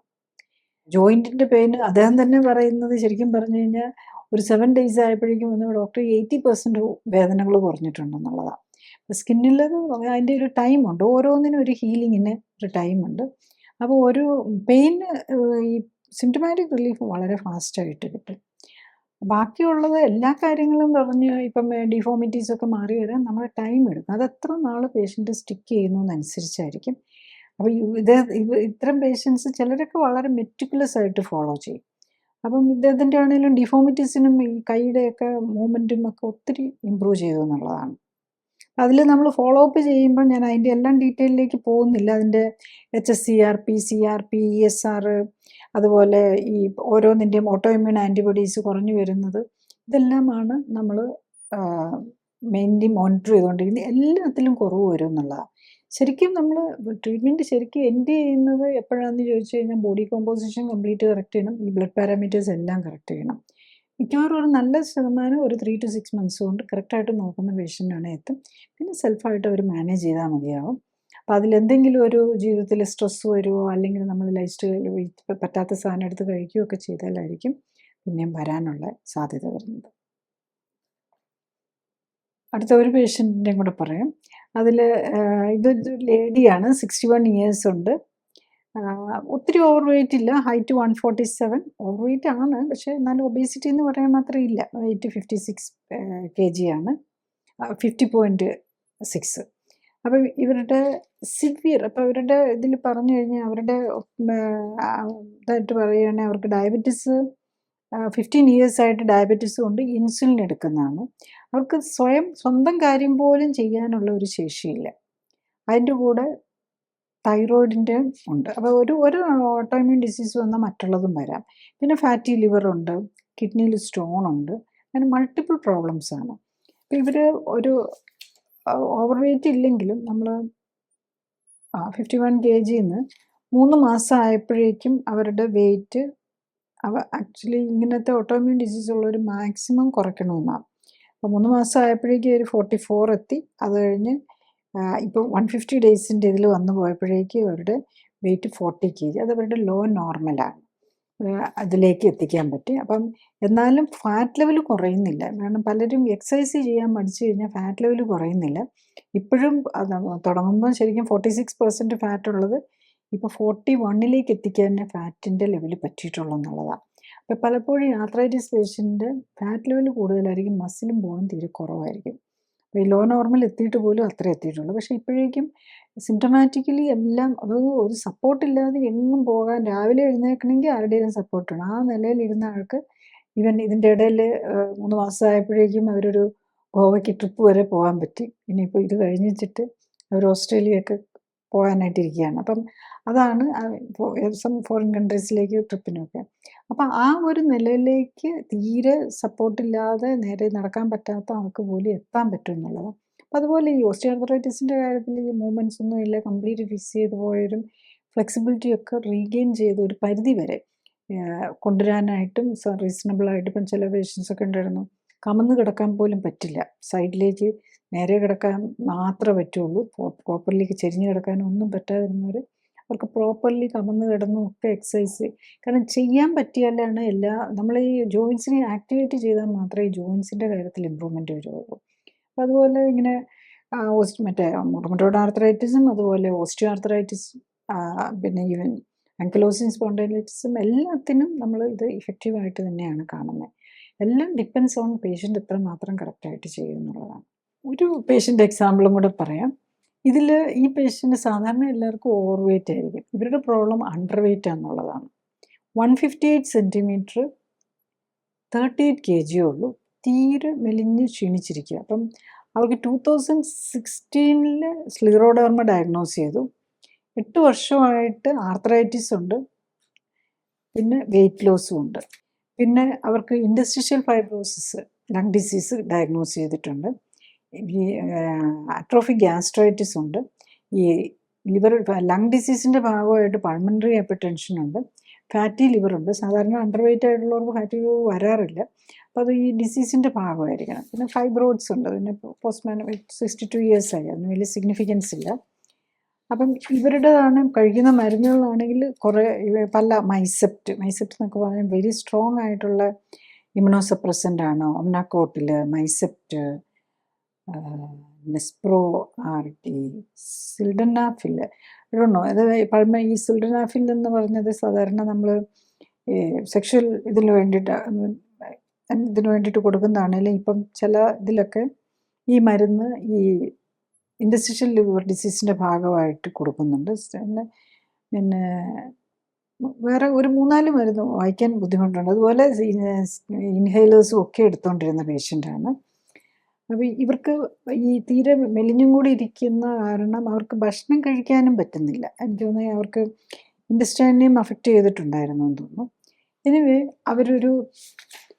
അവർ ശരിക്കും പറഞ്ഞാൽ നോർത്ത് ഇന്ത്യയിലാണ്, മലയാളി നോർത്ത് ഇന്ത്യയിൽ സെറ്റിൽഡ് ആയിട്ടുള്ളവരാണ്. അവർ ഒരു 1 മന്തോ 2 മന്ത്സ് അവർ കേരളത്തിൽ തന്നെ വന്ന് നിന്ന് ചെയ്ത്. അപ്പോൾ അവർ ഇപ്പം ആക്ച്വലി ഇപ്പം 3rd റിവ്യൂവിൽ വിളിച്ചപ്പോഴേക്കും അവർ വെയിറ്റ് ഗെയിൻ ചെയ്ത് എല്ലാം 1 മാസം കഴിഞ്ഞ് 2 മാസം ആയപ്പോഴേക്കും കംപ്ലീറ്റ്, 1 മാസം ആയപ്പോഴേക്കും ഏകദേശം എല്ലാം തീർന്നു. 2 മന്ത്സ് ആയപ്പോഴേക്കും എല്ലാ ഇമ്മ്യൂണോസപ്രസൻസും നമുക്ക് കുറച്ചുകൊണ്ട് വന്ന് നിർത്താൻ പറ്റി. ഇപ്പം വെയിറ്റ് ഗെയിൻ വന്ന് ഓൾമോസ്റ്റ് 43 kgയിലേക്ക് കൂടുകയും ചെയ്തു. അപ്പോൾ 5 kg എന്ന് പറഞ്ഞാൽ ഓൾമോസ്റ്റ് 15% വെയിറ്റ് ഗെയിനും കൂടെ വന്നു. അപ്പോഴേക്കും ബേസിക്കലി ആൾ തന്നെ മാറിപ്പോവുകയാണ്. സോ മെനി മൾട്ടിപ്പിൾ രോഗങ്ങളായിട്ടിരിക്കുന്ന ആളല്ല. അതാണ് നമ്മൾ ഈ ക്ലിനിക്കലി സപ്പോർട്ടഡ് ലൈഫ് സ്റ്റൈൽ കറക്ഷൻ്റെ ബെനിഫിറ്റ്. അതാണ് ഒരു രോഗമല്ല, നമ്മുടെ ബോഡിയാണ് റിപ്പയർ ചെയ്യുന്നത്. നമ്മൾ ഡിപ്പെൻഡ് ചെയ്യുന്ന നമ്മുടെ ഇമ്മ്യൂൺ സിസ്റ്റത്തെയാണ് ഇതിൽ. നമ്മളുടെ ഇമ്മ്യൂൺ സിസ്റ്റത്തെ കൊണ്ട് തന്നെ നമ്മളുടെ ബോഡിയുടെ പ്രോബ്ലംസ് പരിഹരിപ്പിക്കുക എന്നുള്ളതാണ്. അപ്പോൾ അതിൽ നമുക്ക് ഇമ്മ്യൂൺ സിസ്റ്റത്തിന് കൊടുക്കേണ്ടത് എന്താണെന്ന് വെച്ചാൽ ഈ ഇൻഫ്ലമേഷൻ ഉണ്ടാക്കുന്ന കാര്യങ്ങൾ, ഇൻഫ്ലമേറ്ററി ആയിട്ടുള്ള മരുന്നുകളും ഫുഡും ഒക്കെ ഒഴിവാക്കുക. ആൻറ്റി ഇൻഫ്ലമേറ്ററി ആയിട്ടുള്ള ഫുഡ് കൊടുക്കുക. ആൻറ്റി ഇൻഫ്ലമേറ്ററി എന്ന് പറയുമ്പോൾ കറക്റ്റായിട്ടുള്ള ന്യൂട്രീഷൻ പ്രപ്പോർഷനേറ്റ് ആയിട്ട് കറക്റ്റ് പ്രപ്പോർഷനിൽ നമ്മുടെ വൈറ്റമിൻസും മിനറൽസും എല്ലാം കൊടുക്കുക. അപ്പം നമ്മുടെ ബോഡി റിപ്പയർ ചെയ്തെടുക്കാൻ പറ്റും. അതാണ് ഇതിനകത്ത് നമ്മൾ വേണ്ടി വരുന്നത്. അപ്പോൾ അത് ചെയ്യാൻ പറ്റുകയാണെങ്കിൽ, അതിനുള്ള പേഷ്യൻ്റ് പെർസിവറൻസും കാണിക്കുകയാണെങ്കിൽ ഇതൊക്കെ മാറ്റാം. അപ്പോഴേക്കും നമ്മളൊരു 3 to 6 മന്ത്സാണ് നമ്മൾ ഇതിനകത്ത്. 3 മന്ത്സ് ഫുൾ സപ്പോർട്ട് കൊടുക്കും, പിന്നത്തെ 3 മന്ത്സ് സെൽഫായിട്ട് മാനേജ്, അപ്പോൾ എല്ലാ സപ്പോർട്ടുകളും കുറച്ചുകൊണ്ട് വന്നു 6 മന്ത്സാണ് തന്നെ മാനേജ് ചെയ്യാറാക്കുക എന്നുള്ളത്. പിന്നെ അതിൻ്റെ ഇടയിലും ഇപ്പോൾ ചിലർക്കൊന്നും ഓട്ടോഇമ്മ്യൂൺ ആൻറ്റിബോഡീസ് ഒന്നും കുറഞ്ഞിട്ട് കംപ്ലീറ്റ്ലി നോർമൽ ആയിട്ടുണ്ടാവില്ല. പലപ്പോഴും ഓട്ടോഇമ്മ്യൂൺ ആൻറ്റിബോഡിയൊക്കെ കറക്റ്റ് ആവാനായിട്ട് 1 ഇയർ ഒക്കെ വേണ്ടി വരും. പിന്നെ അതെല്ലാം നമ്മൾ എത്ര കറക്റ്റായിട്ട് മാനേജ് ചെയ്യുന്നതിനനുസരിച്ചാണ്. അപ്പോൾ പലപ്പോഴും ഇങ്ങനത്തെയൊക്കെ വരുമ്പോൾ നമ്മൾ കുറച്ച് സപ്പോർട്ടുകളൊക്കെ അത് കഴിഞ്ഞിട്ടും കണ്ടിന്യൂ ചെയ്ത് പോവുക. പിന്നെ ചിലർക്ക് ഒത്തിരി ഫുഡ് അലർജീസൊക്കെ ഉണ്ടാകും. അപ്പം ഫുഡ് സപ്പോർട്ടൊക്കെ ചിലപ്പോൾ കുറച്ച് നാളും കൂടെ കൂടിക്കൊണ്ടുകൊണ്ട് വരുന്നു. പിന്നെ ഇതിനകത്ത് നമ്മൾ പ്രോബ്ലമായിട്ട് കാണുന്നത്, ഒന്ന് സിംറ്റമാറ്റിക് ഫ്രീ വരുമ്പോഴേക്കും എല്ലാവരും ഇച്ചിരി ഒന്ന് ഉഴപ്പാൻ തുടങ്ങും. നമ്മൾ 6 മാസമൊക്കെ ഫുള്ളായിട്ട് നിൽക്കുന്നത് ഇടയിൽ എന്തായാലും കുറച്ച് ഉഴപ്പുകളൊക്കെ വരും. അതൊരു സൈഡ്. പിന്നെ ഉള്ളത് ഇതിൻ്റെ ഒരു കോസ്റ്റ് ആസ്പെക്റ്റാണ്. അപ്പം നമ്മൾ ഇതിനകത്ത് എല്ലാം ഈ ഓട്ടോഇമ്യൂൺ ഡിസീസൊക്കെ ആകുമ്പോൾ എല്ലാം ഡീറ്റെയിൽ ആയിട്ട് സ്റ്റഡി ചെയ്താലേ നമുക്ക് അവരുടെ എങ്ങനെയാണ് കറക്റ്റ് ചെയ്യാൻ പറ്റുക എന്ന് മനസ്സിലാക്കാൻ പറ്റുള്ളൂ. അപ്പോൾ അതിൻ്റെ ഇൻവെസ്റ്റിഗേഷൻസ് കോസ്റ്റ് വരും. അതുപോലെ ഈ ഫുഡ് സപ്ലിമെൻറ്റ്സും എല്ലാം കൂടെ വരുമ്പം പലർക്കും സാധാരണക്കാർക്ക് കുറച്ചൊരു ബുദ്ധിമുട്ട് വരാം, എല്ലാ കോസ്റ്റും കൂടെ വരുമ്പം. പിന്നെ രണ്ടാമത്തെ നമുക്ക് ഇൻഷുറൻസ്, സാധാരണ ഇത് ലൈഫ് സ്റ്റൈൽ കറക്ഷൻ അല്ലേ, അപ്പം മരുന്നിനും ഓപ്പറേഷനും ഒക്കെ മാത്രമേ ഇൻഷുറൻസ് എടുത്തിട്ടുണ്ടെങ്കിലും അതിൻ്റെ ഇത് കിട്ടുള്ളൂ. ഫൈനാൻഷ്യലി അഫോർഡബിൾ ആയിട്ടുള്ളവർക്ക് പിന്നെ ഇതൊരു വിഷയം വരുന്നില്ല. പിന്നെ സാധാരണക്കാരന് ഈ ഇൻഷുറൻസും അതുപോലെ നമ്മളുടെ പൂർ പേഷ്യൻസിന് വേണ്ടിയിട്ടുള്ള പ്രൈം മിനിസ്റ്റേഴ്സ് ഫണ്ടും ഒക്കെ ഇതിലേക്കും കൂടെ അവൈലബിൾ ആക്കി കഴിഞ്ഞാൽ നമുക്ക് എല്ലാവരുടെയും ഹെൽത്ത് പ്രോബ്ലംസ് കറക്റ്റ് ചെയ്ത് നമ്മൾ ഈ ലൈഫ് സ്റ്റൈൽ ഡിസീസും മാറ്റാം. ഇങ്ങനത്തെ മേജറായിട്ടുള്ള ഇഷ്യൂസും, ഇപ്പോൾ ഡയബറ്റീസോ ഹൈപ്പർ ടെൻഷനോ ഏതതിൻ്റെ കൂടെ ഉണ്ടെങ്കിലും അതും കൂടെ ഇതിൻ്റെ കൂടെ മാറിപ്പോകും എന്നുള്ളതാണ്. അപ്പം അതിലേക്കൊക്കെ വരുമെന്ന് നമുക്ക് ഫ്യൂച്ചറിൽ വരുമെന്ന് നമുക്ക് പ്രതീക്ഷിക്കാം. ക്ലിനിക്കലി സപ്പോർട്ടഡ് ജീവിതശൈലി ക്രമീകരണത്തിൽ രോഗലക്ഷണങ്ങളെ അല്ല ഫോക്കസ് ചെയ്യുന്നത്, അതിൻ്റെ അടിസ്ഥാന കാരണമായ ശരീരഘടനയിലെയും ഹോർമോൺ ബാലൻസിലെയും ഇമ്മ്യൂണിറ്റിയിലെയും വ്യതിയാനങ്ങളെയും അവയ്ക്ക് കാരണമായ ജീവിതശൈലിയിലെ അപാകതകൾ പരിഹരിക്കാനുമാണ്. അതുകൊണ്ടാണ് ഏത് പ്രായത്തിലുള്ള ആൾക്കും ഒരേ സമയം വ്യത്യസ്ത രോഗങ്ങൾക്കും രോഗലക്ഷണങ്ങൾക്കും അസ്വസ്ഥതകൾക്കും ആശ്വാസം ലഭിക്കുന്നത്. രോഗമുക്തിക്ക് ആധാരം ഇമ്മ്യൂൺ സിസ്റ്റമാണ്. ഇമ്മ്യൂൺ സിസ്റ്റത്തിന് ഉത്തമമായി പ്രവർത്തിക്കാനുള്ള അവസരം ഒരുക്കുകയും അതിലൂടെ ശരീരത്തിൻ്റെ സെൽഫ് ഹീലിംഗ് പവറിനെ ഉത്തേജിപ്പിക്കുകയുമാണ് വേണ്ടത്. സ്വയം ജീവിതശൈലി ക്രമീകരിച്ച് ആരോഗ്യം ഉത്തമമായി നിലനിർത്താനാണ് എല്ലാവരും ശ്രമിക്കേണ്ടത്. അതിന് കഴിയാതെ വരികയോ ഹൃദ്രോഗവും ക്യാൻസറും പോലുള്ള മാരക രോഗങ്ങൾ സംശയിക്കപ്പെടുമ്പോഴും ഒന്നിൽ കൂടുതൽ രോഗങ്ങളുള്ളവർക്കും മരുന്നുകൾ ദീർഘകാലം ഉപയോഗിക്കേണ്ടി വരുന്നവർക്കും മരുന്നുകൾ കൊണ്ടും അസ്വസ്ഥതകൾ മാറ്റാൻ കഴിയാതെ വരുമ്പോഴും ഓപ്പറേഷൻ ആവശ്യമായി വരുന്നവർക്കുമാണ് ക്ലിനിക്കൽ സപ്പോർട്ടോടെയും സൂപ്പർവിഷനോടെയുമുള്ള ജീവിതശൈലി ക്രമീകരണം ആവശ്യമായി വരുന്നത്. ജീവിതശൈലി ക്രമീകരണത്തിൻ്റെ ശാസ്ത്രീയ വശങ്ങളെക്കുറിച്ചും ക്ലിനിക്കൽ സപ്പോർട്ടോടെയുള്ള ജീവിതശൈലി ക്രമീകരണത്തെക്കുറിച്ചും വെബ്സൈറ്റിൽ നിന്നും യൂട്യൂബിൽ നിന്നും കൂടുതൽ അറിയാനാവും. ഡോക്ടറേക്കാൾ അറിവ് നേടാൻ എന്ന യൂട്യൂബ് സീരീസിലെ വീഡിയോകളും നൂതന സമീപനം എന്ന സീരീസിലെ ആദ്യ വീഡിയോയും നിങ്ങളുടെ രോഗത്തെക്കുറിച്ചുള്ള വീഡിയോകളും ചികിത്സ എങ്ങനെയാകണം എന്ന സീരീസിലെ വീഡിയോയും കാണാൻ പ്രത്യേകം ശ്രദ്ധിക്കുക. ഫേസ്ബുക്കിലും യൂട്യൂബിലും എല്ലാ ശനിയാഴ്ചയും 2:30 ലൈവ് എപ്പിസോഡുകളും നിങ്ങളുടെ രോഗവുമായി ബന്ധപ്പെട്ട കഴിഞ്ഞുപോയ എപ്പിസോഡുകളും കാണുന്നതും നല്ലതാണ്. Thank you.